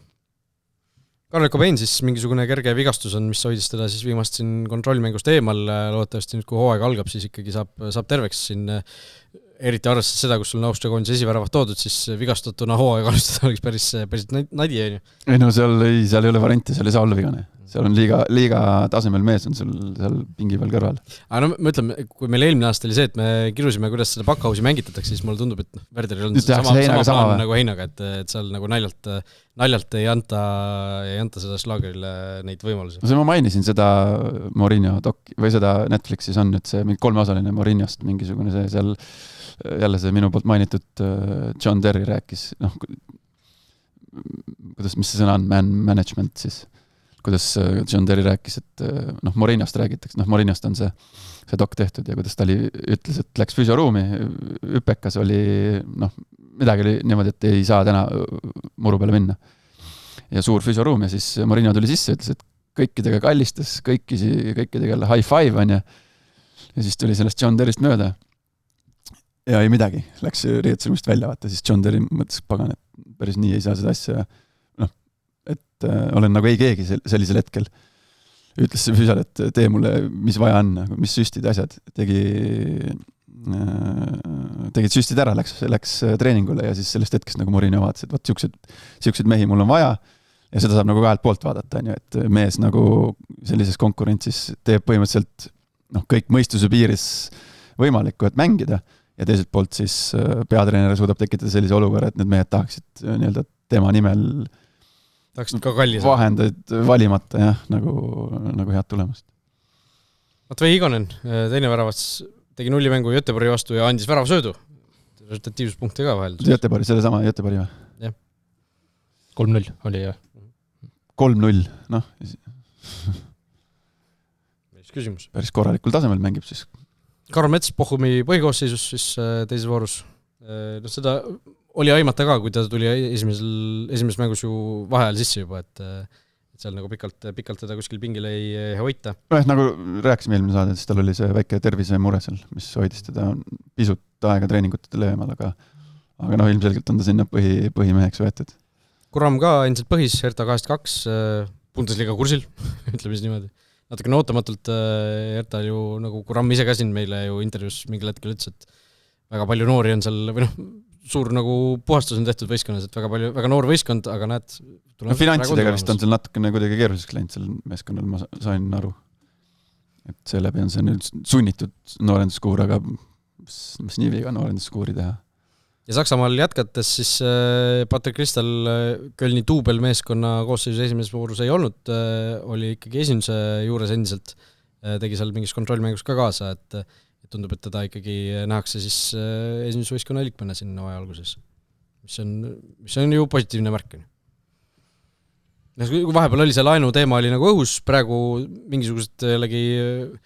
Kas sa oled muutnud oma seisukohta või? Sina oli see sinu seisukohta? Pigem minna sinna Rootsi laenule. Jah, mina tahaks pigem näha, et ta saab nii-öelda stabiilselt mängida, teeb sellise hooaja, kui ta oleks seal pingi otsa peal esinduses nii-öelda. Et saab näiteks 7 mängu? No, ütleme 7 mängu vahetust. 127 minutit. Kindlasti pigem mängiks terve hooaja. Ei no, see on ikkagi valida, kui sa saad Bundesligas 7 mängu ja vahetusest näiteks, mis iganes, aga sul on ju võimalik ju Kölni duubli eest mängida. Oota, mida te rääkisite? Ei, täpselt sama, aga sina vist ei olnud siis, kellega me vaidlesime? Raul oli selles paadis, et mine sinna Taani või Rootsi, ole kindel põhimees. No ütleme, lihtsalt kui laua peal on nagu need valikud, siis mina läheks pigem seda teed, et sa oled terve hooaja põhimees nagu sellises tugevas, aga mitte... Kalmaris näiteks? No ütleme, mingi suvaline põhja või Skandinaavia võistkond ütle. Seal põhist teed terve hooaja versus see, et sa oled seal Bundesliga pingi otsal, saad vahepeal vahetuses sisse ja ütleme... Ja igapäevaselt treenid Bundesliga mees... Igapäevaselt treenid Bundesliga, aga võib-olla mängid igapäevaselt siis seal duublis või kui üldse. Ma arvan, see duubli tase Saksamaa 4. liiga, ma arvan, et see ei ole nüüd väga palju madalam kui see kuskil Taani kõrgliiga või midagi. Aga kui sa treenid, ilmselt midagi on, aga kui sa treenid Kölni esindusega iga nädalaselt, siis ma arvan, et see ei oleks väga mõttekoht ju. No, eks näis. Mis siis päriselt saab, aga ütlen... Märgid on mõnusalt... Mulle tundub, et tal ei ole ka tegelikult seda valikut kohe nagu laual võtta, et sul on, ma ei tea, 10 Skandinaavia kõrgliga punti tulevad, et me paneme sulle, näed, siin on terve hooaeg, meil on üks tühi koht on väljakul, et tule pane... Ja no mingid sainad vahepeal olid, et ta ikkagi jätkab seal duublis, aga no kunagi ei tea ju, mis seal Kölni esinduses juhtub, vigastused, mingid muud asjad. Kölni esinduse treenerile tundub, et ta meeldib nagu selles suhtes. Märgid on positiivsemad, kui pool aastat tagasi oleks eeldanud. Ei no, Kölni esinduses peatreener vahetuski pool aastat tagasi äkki umbes või? Esinduse peatreener. Millalgi kevadel nad vahetasid peatreenerite. Ehk et jah, märgid on head. Ja välismaal üldse ju hooajad nüüd algavad, et Inglismaal ka Community Shield mängiti välja, UEFA superkarikas mängiti välja, kus üks päris huvitav noor mees, Aston Villa küll kaotas selle mängu, aga Brian Macho, 17-aastane see lammutas selle ees niimoodi, et paha hakkas. Suur, siin on võrdlusi tehtud juba Haalandi ja Lukakuga, et järgmine selline vend, et aga päris huvitav oli see, kommenteerisime seda Joel Lindermitega seda Flora euromängu ja enne mängu natukene sellest matšost tuli juttu ja ta tõi ka välja, et kas see on see sama vend, et nägin seda vend, just mängis siin Eestis hiljuti, et paar aastat tagasi oli arenguturniir oli Eestis ja tüüp oli Luksemburgi U17 koondisega siin ja siis nagu jäi juba silma tegelikult. Oota, aga ta oli ju praegu mingi 17-aastane või? Ta on praegu 17, jah, aga paar aastat tagasi mängis U17, paar aastat nooremana võib-olla või aasta nooremana. Et toone juba silma, ta on Luksemburgi koondises mänginud ka, vist A-koondises ka nüüd vist 2-3 mängu, aga tal on veel, kuna need olid kõik sõprusmängud ja ta on nii noor, siis tal on võimalik veel otsustada ja kuuldavasti vist ta tahab ikkagi Inglismaaga sisuda ennast edaspidi, et päris huvitav selline, mõtle, kui temast saabki, ma ei tea, järgmine selline Inglismaa suur ründaja, siis päris naljakas nagu punkt CV-s on see, et mingi 2-3 mängu Luksemburgi koondises ka mängid. Aga kust ta seal Luksemburgi liigas oli ka? Ta... Ma seda ei jõudnud vaadata. Mis asjad? Et kust ta sinna Aston Villasse sattus? Metsist. Luksemburgil ongi vaata selline süsteem, et need koguvad ju, nii väike riik, et nad koguvad need talendid endale kokku, mingisugune jalgpalliliidu süsteem on seal ja saadavad nad sinna ümberkaudsesse akadeemiasse laiali. Mets on ka seal suhteliselt Luksemburgi piiri lähedal. Et sul on seal ju Holland, Belgia, Saksamaa, Prantsusmaa, kõik on nagu autosõidu kaugusel või. Ja siis nad niimoodi kuidagi arendavad oma seda jalgpalli, et tema ka siis üks selle süsteemi nii-öelda, ma ei tea, kasvandikke või selliseid produkte, aga tal on Inglismaaga ka seos olemas. Aston Villa üldse ajas seal sõrad päris korralikult vastu PSG-le. Aga PSG endiselt võtab suuri tiitlid ära. Aga Prantsusmaa superkarikat ei võtnud. Jah, see ei ole suur tiitel, piisavalt suur. Nii et jah, meil on ka siin toredad uudised ju Sokkernetil ka, et meil välismaa podcast uuesti sel nädalal alustab, nii et on selles osas ka põhjalikumaid jutte juba peaaegu oodata. Oota, välismaa jalka podcast või? Jah. Mingi uue nimega või? Uus toode või? Uus toode turul või? Ei. Bränd jääb samaks või? Bränd jääb samaks, Udune Albion. Aga ei keskendu ainult Inglismaa jalgpallile, vaid välismaa? Ütleme, Inglismaa on põhifookus, aga seal on natukene laiemaks seda aspektit nüüd tõmmatud. Ja esimene osa siis tuleb kuna? Sel nädal. Kas neljapäeval või reedel peaks välja tulema? Püsipanelistid. Kristjan Jaak Angur. Vaatame. Heiti Eli on siis põhisaatejuht. Aga seal see ülejäänud seltskond ka natukene kindlasti hakkab varieeruma. Gunnar Salu, Siim-Marti Kubenski, see on see põhikolmik vist hakkab niimoodi olema. Ei, väga hea. Rohkem podcaste, rohkem trenni. Väga õige.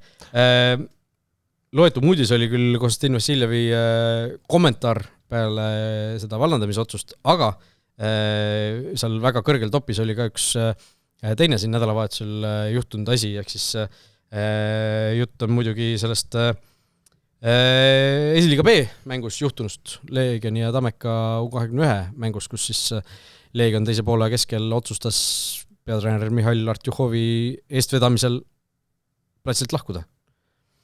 Punane kaart, jah. Platsilt lahkumisest uued reeglid, eks ju, ütleme siis võistkonna esindaja või treener, kes mahitab väljakult lahkuma võistkonda, saab punase kaardi. See reeglimuudatus tehti siis tõukuvalt sellest, mis seal Aafrika meistrivõistluste finaalis juhtus.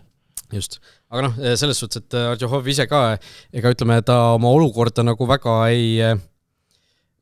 paremaks ei teinud nende kommentaaridega, mis ta andis. Ta selgitas olukorda, aga jah. Ütleme, et nagu, ma ei tea, kas ta rääkis sisse ennast, aga selles suhtes, et lõpuks tuligi välja, et ta lahkus sellepärast, et talle ei meeldinud kohtuniku otsused. Ja muidugi selles mängus millegipärast seal teisel poolel just mingist seisust või mingist olukorrast hakkasid need otsused minema ühele poole ja lisaks sellele tuli siis välja, et ka kõik eelnevad mängud olid ka kuidagi kahtlaselt kohtunike poolt, et kõik on ikka jubedalt nende Leegioni meeste vastu. Oota, mis liigas see oli? Esiliiga B või?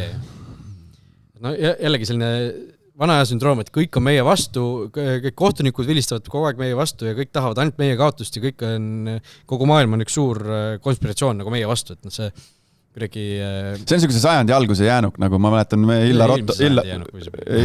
mina ikkagi alustasin jalgpallitreeningut sellel sajandil ja 99 alustasin jalgpallitreeninguid ja siis sajandi alguses siis käisime välismaistel turniiridel, välismaistel, korra aastas saame Kokkola kapile minna bussiga.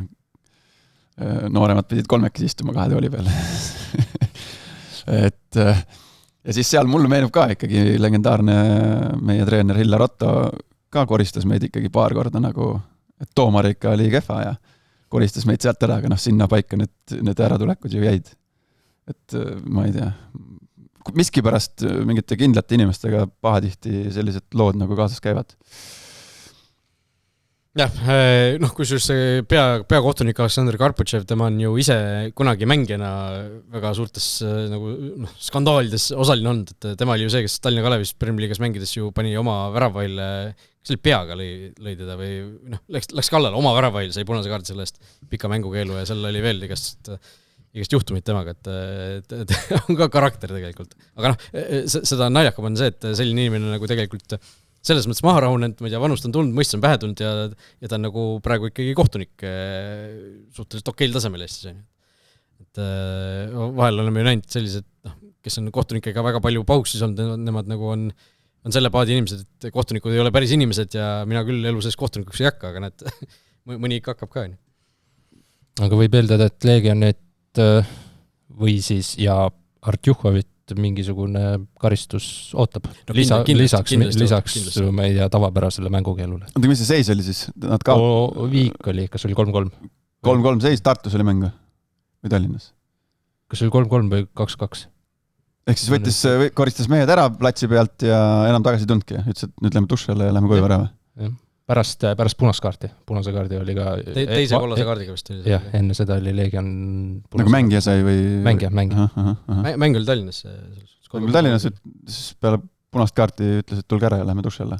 Saavad pluss-miinuse ja rahatrahvi ja ilmselt jah, ja Artjuhov juba seal Legionis hakkab neid treenerid väikselt väheks jääma, et seal juba teine Artjuhov, kes siin treeneri keelu alla sel aastal võib sattuda. Et ega siin Legion on kuidagi selle aasta mingisugune märksõna olnud siin vaikselt niimoodi. Et ega see klubi see Nõmme Unitedi kakkelung oli ka Legioniga või? Jah, see on juba see meelest läinud.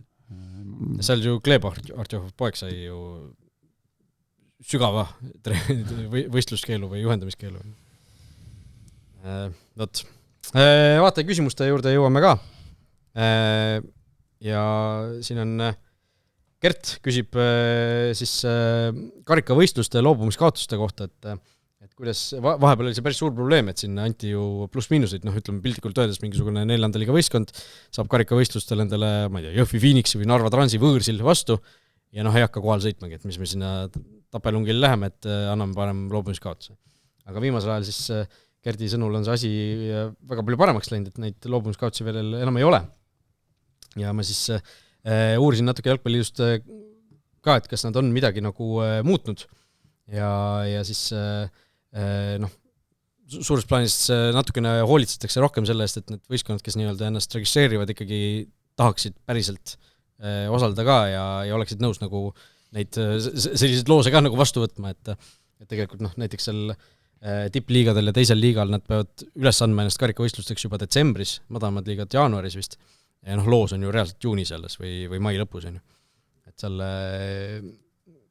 sellest on pikka aeg möödas, siis nad on saatnud siis kirja kõikidele võistkondadele, et nad kindlalt oleksid, et nad osaleksid ja pärast seda ikkagi vahel on ka tulnud loobumisi näiteks, et kes juba enne loosi teab, et meil on sel aastal ikkagi väga kehvasti selle koosseisuga, et igaks juks ei hakka nagu üles andma ennast, et seal nagu lihtsalt mõned tiimid on juba enne loobunud, kes teavad, et neil võib nagu probleeme tekkida sellega. No eks see lobi jalgpalliga on ju niimoodi, et talvel on kõik äksi täis ja teeme, aga siis kui pluss 28 ja suvi kätte jõuab, siis on keeruline neil meeskondasid kokku saada, eks see on nagu loogiline.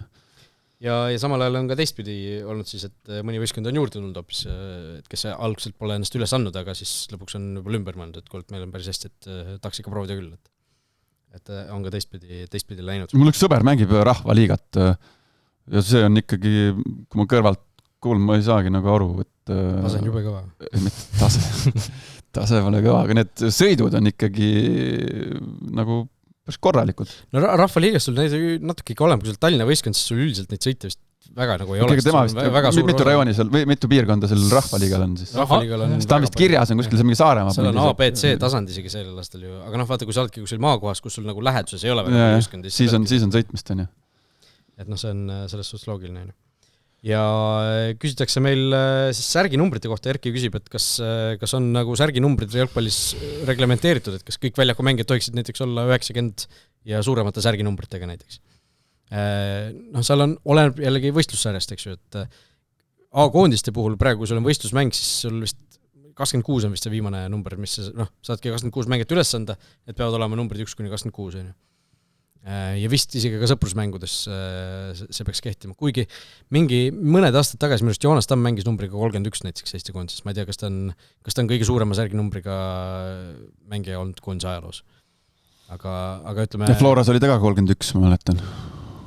Aga klubi jalgpallis ega sul selles suhtes ju piiranguid ei ole. 1-99. 1-99, et Joonas Sild vist on parnus 90 näiteks, on ju. Ja. Albert Prosa oli 99 Floras. 99 on ju palju tulnud veel, et seal jah, mingit erilisi piiranguid ei ole. Korvpalliga võrreldes näiteks jalgpallis ei ole 0 ja 0-0 ei ole särginumbrid näiteks, on ju. Korvpallis on, mis on nagu väike vahe. Võrkpallis on üldse ju 1-1-8-2. Mul oli ka see sama näide just, et vast oli need reklaamnumbrid lausa oli, et särginumber oli 1-1-8-2, et infotelefon sponsoreeris see. No ja jalgpallis on ka see vaba, et sa võid number 1 võib kanda väljakumängija ka, et mitte ainult väravaid. Jah, siin on meil Eesti liigast ju ka 2 Tedečko ja Georg Pank. Ja, aga jalgpall on jällegi, jalgpall on niivõrd traditsiooniline ala, et seal on ikkagi mingid kindlad, mingid kirjutamata reeglid ikkagi on. No Mairo Miil on äärekaitse number 7. See siis sinu reegli alla ei lähe. Ei. See peaks saama keelatud. No keskkaitse ei võta number 7 ikkagi. 7 ja 10 keskkaitsepaar. No, ei. Aga number 1 väljakumängijat me oleme näinud, aga mida me pole näinud viimasel ajal Premier League'is on see oli number 9 Miil. No vahet ei ole. Väravvaht oleks ühekohalise numbriga näiteks. Väravvaht number 7. number 2 väravaht näiteks, teine väravaht number 2. Väravaid valivad tavaliselt 1, 12, 13, 16 on ka väravahid olnud. 23. Jah, et sealt nagu mingisugused kindlad Gert nagu Kütt oli 69 minust kunagi. Pavlova ka ju. No me ju mingi teema. Aga vanasti oli koondises see, et oli positsioonipõhiselt. Oli Eesti koondises. Floras oli ka, et vanasti oli algkoosseis 1-11. 1-11 ja siis läksid veel number 2 parem kaitse. Sealt on tulnud ka number 6 ja number 10 ja see.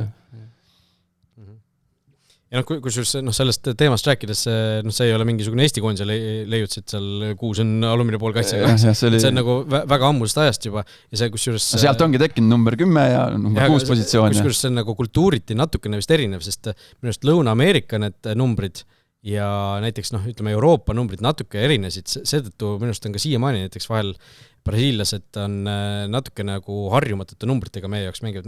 Just oli, kas on keskkaitse on äkki number 6 näiteks Brasiilia süsteemis ja 5 on eespool näiteks. Ja mingid väiksed erinevused seal on igatahes, mis nagu ongi kuidagi ajalooliselt niimoodi kujunenud.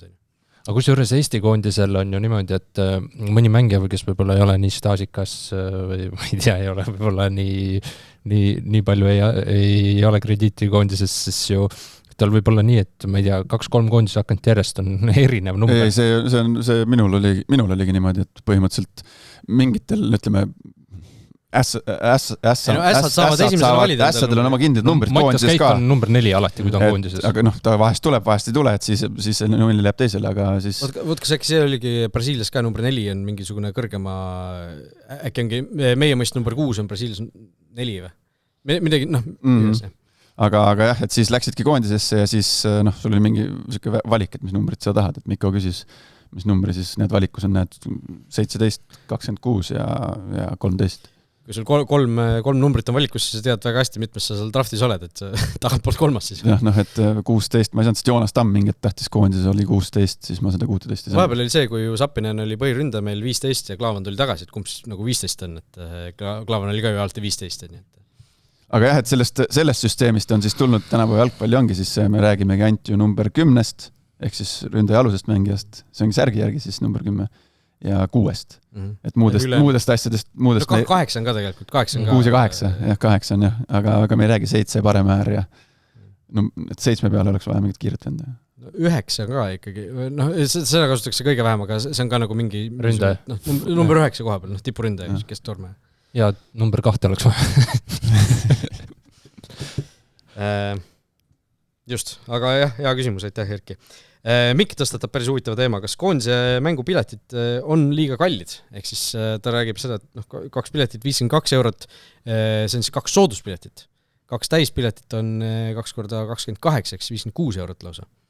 Ja päris huvitav küsimus tegelikult, sellepärast, et see ise ajakirjanikuna nagu ei maksa. Ei hooma. Ütleme, ei ole põhjust nagu selle teemaga nii kursis olnud.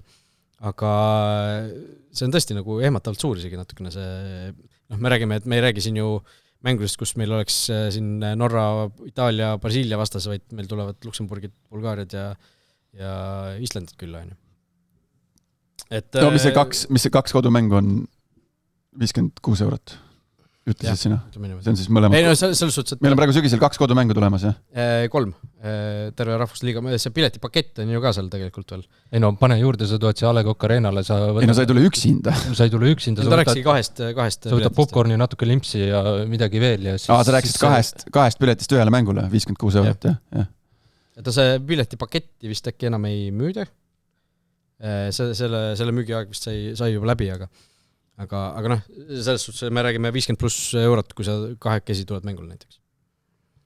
Pluss tahad ikkagi võstad mingi joogi, söögi, tulek. See jook on ka ju see, et sa maksad mingisugune 10 € ühe väikse topsi eest, millest sa, ma ei tea, joogi hind on üks osa, seal on üks osa mingi käitlemistasu veel, mingi tasu saad tagasi seal pandina, on ju, kui sul väiksed poisid ära ei korja seda kuskilt, on ju. Nii edasi, et jah. Kallis, ütleks mina. Kui sa tuled väljaspool Tallinnat, siis juba muud kulud veel transpordikulud juurde. Ja võib-olla veel majutus, kui samal õhtul või öösel ei taha veel tagasi, sest need mängud on ju siin, üks mäng on 21:45 teisipäeva õhtul. Kallis on elu Eestis. Ja seda on, et jalgpall võiks nagu olla ikkagi, ütleme, jalgpalli nagu maine on ikkagi selline nagu rahvaspordiala, et ja meil ei tule ju staadion täis, et me saaks nagu rääkida sellest, et meil on nõudlus nii suur, et me peame hinda üles ajama või võime hinda üles ajada. See oli minu arust see, kuidas Levadia selle tegi see aasta, oli minu arust, mulle meeldis. Mina ostsin ju tavapiletid, aga kuskil oli mingi sooduskood, ehk siis pikalt ette osta, siis saad mingi sooduskoodi, siis saad ka see otsemalt pileti niisama normaaltingimustes. Müügist on alati muidugi on. Ja mängupäeval siis oli nagu ikkagi märgatavalt kallim, 20 € oli ju 20 € oli mängupäeval Levadia mängupilet.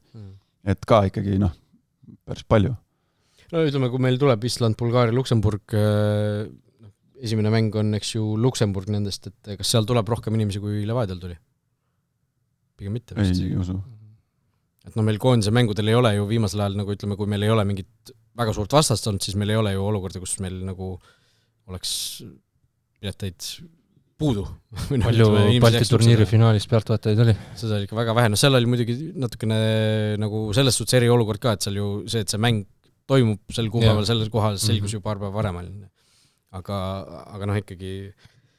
ikkagi meil ei ole nagu hetkel olukord selline, kus see koondise, jalgpallikoondise pilet oleks nagu defitsiit. Erinevalt näiteks korvpallikoondisest, kus Silver küsibki meilt, et mida teeb korvpall hästi või õigesti, et nende piletid müüakse nagu minutitega läbi. Mängivad suurt mängu. Mängivad hästi praegu ja mängivad edukalt. See ongi nii lihtne, ega Eesti inimene tulebki vaatama seda, kus läheb hästi. Sama nagu Tartu korvpallimeeskonnaga. Ma ei tea, kas neil see aasta nüüd tõusid need hooajapiletid hinnad, aga ma julgeks arvata, et pigem tõusid. Minu arust on mingi tõus tehti küll, et aga see... sama kui näiteks Levadia või Paide oleks veel ühest ringist edasi läinud, ma arvan, et publikunumbrid oleksid veel kasvanud, mis neil praegu oli 7700 ja 5500. Okei, seal 7700 sees oli peaaegu 2000, eks ju, välismaalast, aga ikkagi Eesti jalgpallimängu kohta väga arvestatav nagu hulk Eesti publikut oli, seal oligi tulemus oli taga ja lootus oli edasi pääseda, ilm oli ilus. Kes Göteborgi vastanud üle? Kent? Okei, siis oleks täismaja pannud. Täismaja, jah, Baskotši ka. Jah. Baskotši argument. Kui mingi saates rääkisime ka sellest, et me tugevalt ülehindame seda, kui palju inimesi nagu tahaks tulla Maksim Baskotšit vaatama just siia. Et kas erineks nagu sellest, kes tuleks niikuinii seda mängu vaatama? Et võib-olla mitte nüüd nii oluliselt. Jah, aga mis see, ütleme, küsimus vastus on? Mulle tundub küll, et see pilet on nagu natukene kallis. Ma ise ka mõtleks, et ma ei tea, tuleks lapse ja naise kaasa, laps tahaks veel eraldi istuda, 3 piletit veel on ju natuke hakkaks päris tõsiselt mõtlema, et äkki ikka vaataks kodust. No oleks keskmiselt mingi... Mis on siis ainult piletite peale läheks 70? Üle 70. Oleks keskmiselt igal mängul, ma ei tea, 8000 inimest, siis võib-olla ei tunduks see kallis, aga praegu kuna arvestades seda ka, et see tuleb nagu oktoobris, mis tähendab, et natukene võib-olla mingid inimesed pelgavad juba ilma seal, et seal ei tule nagu siuke täismaja elamus, on ju, et jah, aga kindlasti seal on mingisugused analüüsid ja arvutused tehtud, mis see mõistlik hind oleks, aga odav hind versus natuke pisut rohkem rahvast versus kõrgem hind. Nagu jalkakoondise puhul ma tahaks näha, et pigem nagu võiks ju see tribüün eelkõige täis tulla, mitte see, et sa nagu hakkad sealt raha teenima. Aga ma arvan, et mis see summa oli praegu 26 soodus ja 28 täis peal. Praegu sa ostad jah. No kui need summad oleks näiteks 18-20, ma arvan, et ega publikut ei oleks väga palju rahva. Ei, mis see soodus on? 2 eurot on soodus. Mis soodus see on? See võiks olla ju, oleks 10 eurot vahe, et ma ei tea, siis nädal aega enne mängu läheb see kaup soodus ära. See ju oleks 18 versus 28. Praegu need piletid on päris tükk aega juba müügis olnud, et seal võib-olla mingisugune, ma mõtlen, piletipakett minust ei ole näiteks enam müügis, et seal ju oli see 3 mängu kogu hind oli ka, mis oli kindlasti mõistlikum kui 3 korda 28 ja nii edasi. Aga hea küsimus. Ja Gunnar küsib, et kas peaksime kartma, et Sofiane Guram äkki tahab Saksamaa koondist hoopis esindada. Ma pigem arvaks, et see küsimus on Maroko osas. Et sa vist kirjutasid ka sellest loo ju Soccernetti või mida ma nägin sealt? Soccernetis oli, mina sain alles sealt teada mingi Maroko värgist. Oli Soccernetis. Nüüd hiljuti või? Jah. Seal oli, kas me saates rääkisime sellest äkki, et mingid Maroko fännid nagu ja sina rääkisid. See oli eelmine saade äkki, kui me rääkisime pärast seda eelmist mängu, et kuulet pange ta kiiresti nagu võtke endale, et enne kui Eesti koondis esindab. Et selles suhtes praegu nagu tundub, et muret ei ole, et ta on nagu alati ju Eesti koondis hea meelega tulnud esindama. Praeguse seisuga on ta siin kohal sügisel. Ja kindlasti, et ta on ju, teda on tahetud juba ju, mis oli 2023 alguses, kui ta ju kutsuti koondisse. Kui oli see Häberli tahtis. Mõtlengi Häberli käel, et kui ta oli ka päris noor veel. Aga iga kord on mingisugune vigastus vahel tulnud täpselt. Keskväljal on, konkurents on kõva, muidugi, ma ei tea, Märten Kuusk on ka nüüd keskväljamees, et seal nagu varsti mehed ei mahu enam koosseisu ära, aga nagu Ramm praeguse seisuga nagu kindlasti on üks sellest koosseisust, kes hakkab siin nende Luksemburgide ja Islandid ja Bulgaarite vastu mängima.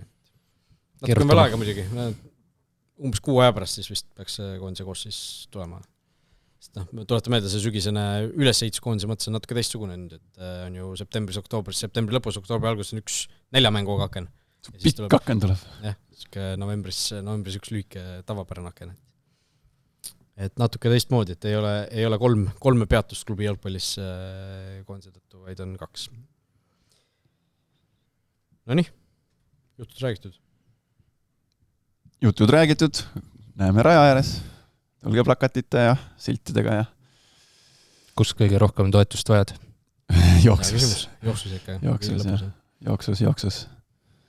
No rattaga Rattas on ka alati tore näha. Kiiresti, et see on see viimane kord, kui eelmine aasta sa tegid korra peatuse. Andsin sulle midagi. Viskasid mulle mingid poolikud need keelipakid. Ma viskasin ju eelmine aasta oma selle keeli minema kogu. Oli jah, mingisugune teema. Viskasin pool liitrit energiakeeli oli kaasas ja ajasin pudelit sassi. Mul 2 joogipudelit on peal. Energiakeeli siis pool liitrit energiakeeli. Rahalises väärtuses juba päris... Seal Expol saab päris mõistlik hinna, just otsast mingi eurosentidega on seal Rocca al Mare keskuses, aga siis, ja teises on siis spordijook, vesi, Coca-Cola, mis iganes gaas välja aetud. Ja siis seda vahetad nii-öelda, selle viskad joogipunktis ära ja võtad uue täis selle joogipudeli asemele. Ja loomulikult ma viskasin selle energiakeeli pudeli seal minema. Siis sa pidid mulle... Ma ei tea, mis sa mulle andsid seal või mis ma midagi... Mina sulle vist ei andnud midagi, või selles ma ei teadnud, et sa tahad midagi. Meil ei olnud mingit telefoniühendust, et kuule, ma viskasin pudeli minema. Telefonikõne on keelatud. See on täitsa keelatud, on ju muidugi. See on disklav, jah, ratta peal eriti, see on ohutus. Muusikat ka ei tohi kuulata. Ei. Sest seal on päris palju, seal on see, seal need mootorrattad sõidavad sust nagu mööda nädal. Jooksu ajal ka vist ei tohi? Ei tohi, jah, vist. Aga kui ma sul... Okay. Ei, kui sa annad mulle mingi asja, mingi kufti või midagi, mul on külm, loomulikult seal, kohtunikud seal kogu aeg minusugusel silma peale, aga ei tohi, reeglilt järgi ei tohi, jah, väljaspoolt midagi vastu võtta.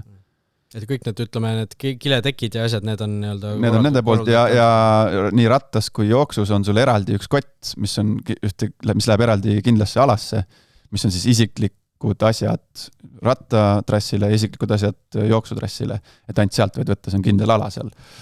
Mida ma eelmine aasta ei teadnud, mul hakkas külm, vaata. siis ma hiljem mõtlesin, kord ma oleks pidanud sinna kotti panema selle enda mingi dressipluusi, sealt võid võtta. Või siis võtadki selle merepäästekile. Aga tulge, sind ootan. Mingi osalega, seal on igasugused erinevad üritused, mingi Sunset Run ja paar päeva ennem ja poolika Ironman on pühapäeval, kui kedagi huvitab. Kohtume järgmine nädal.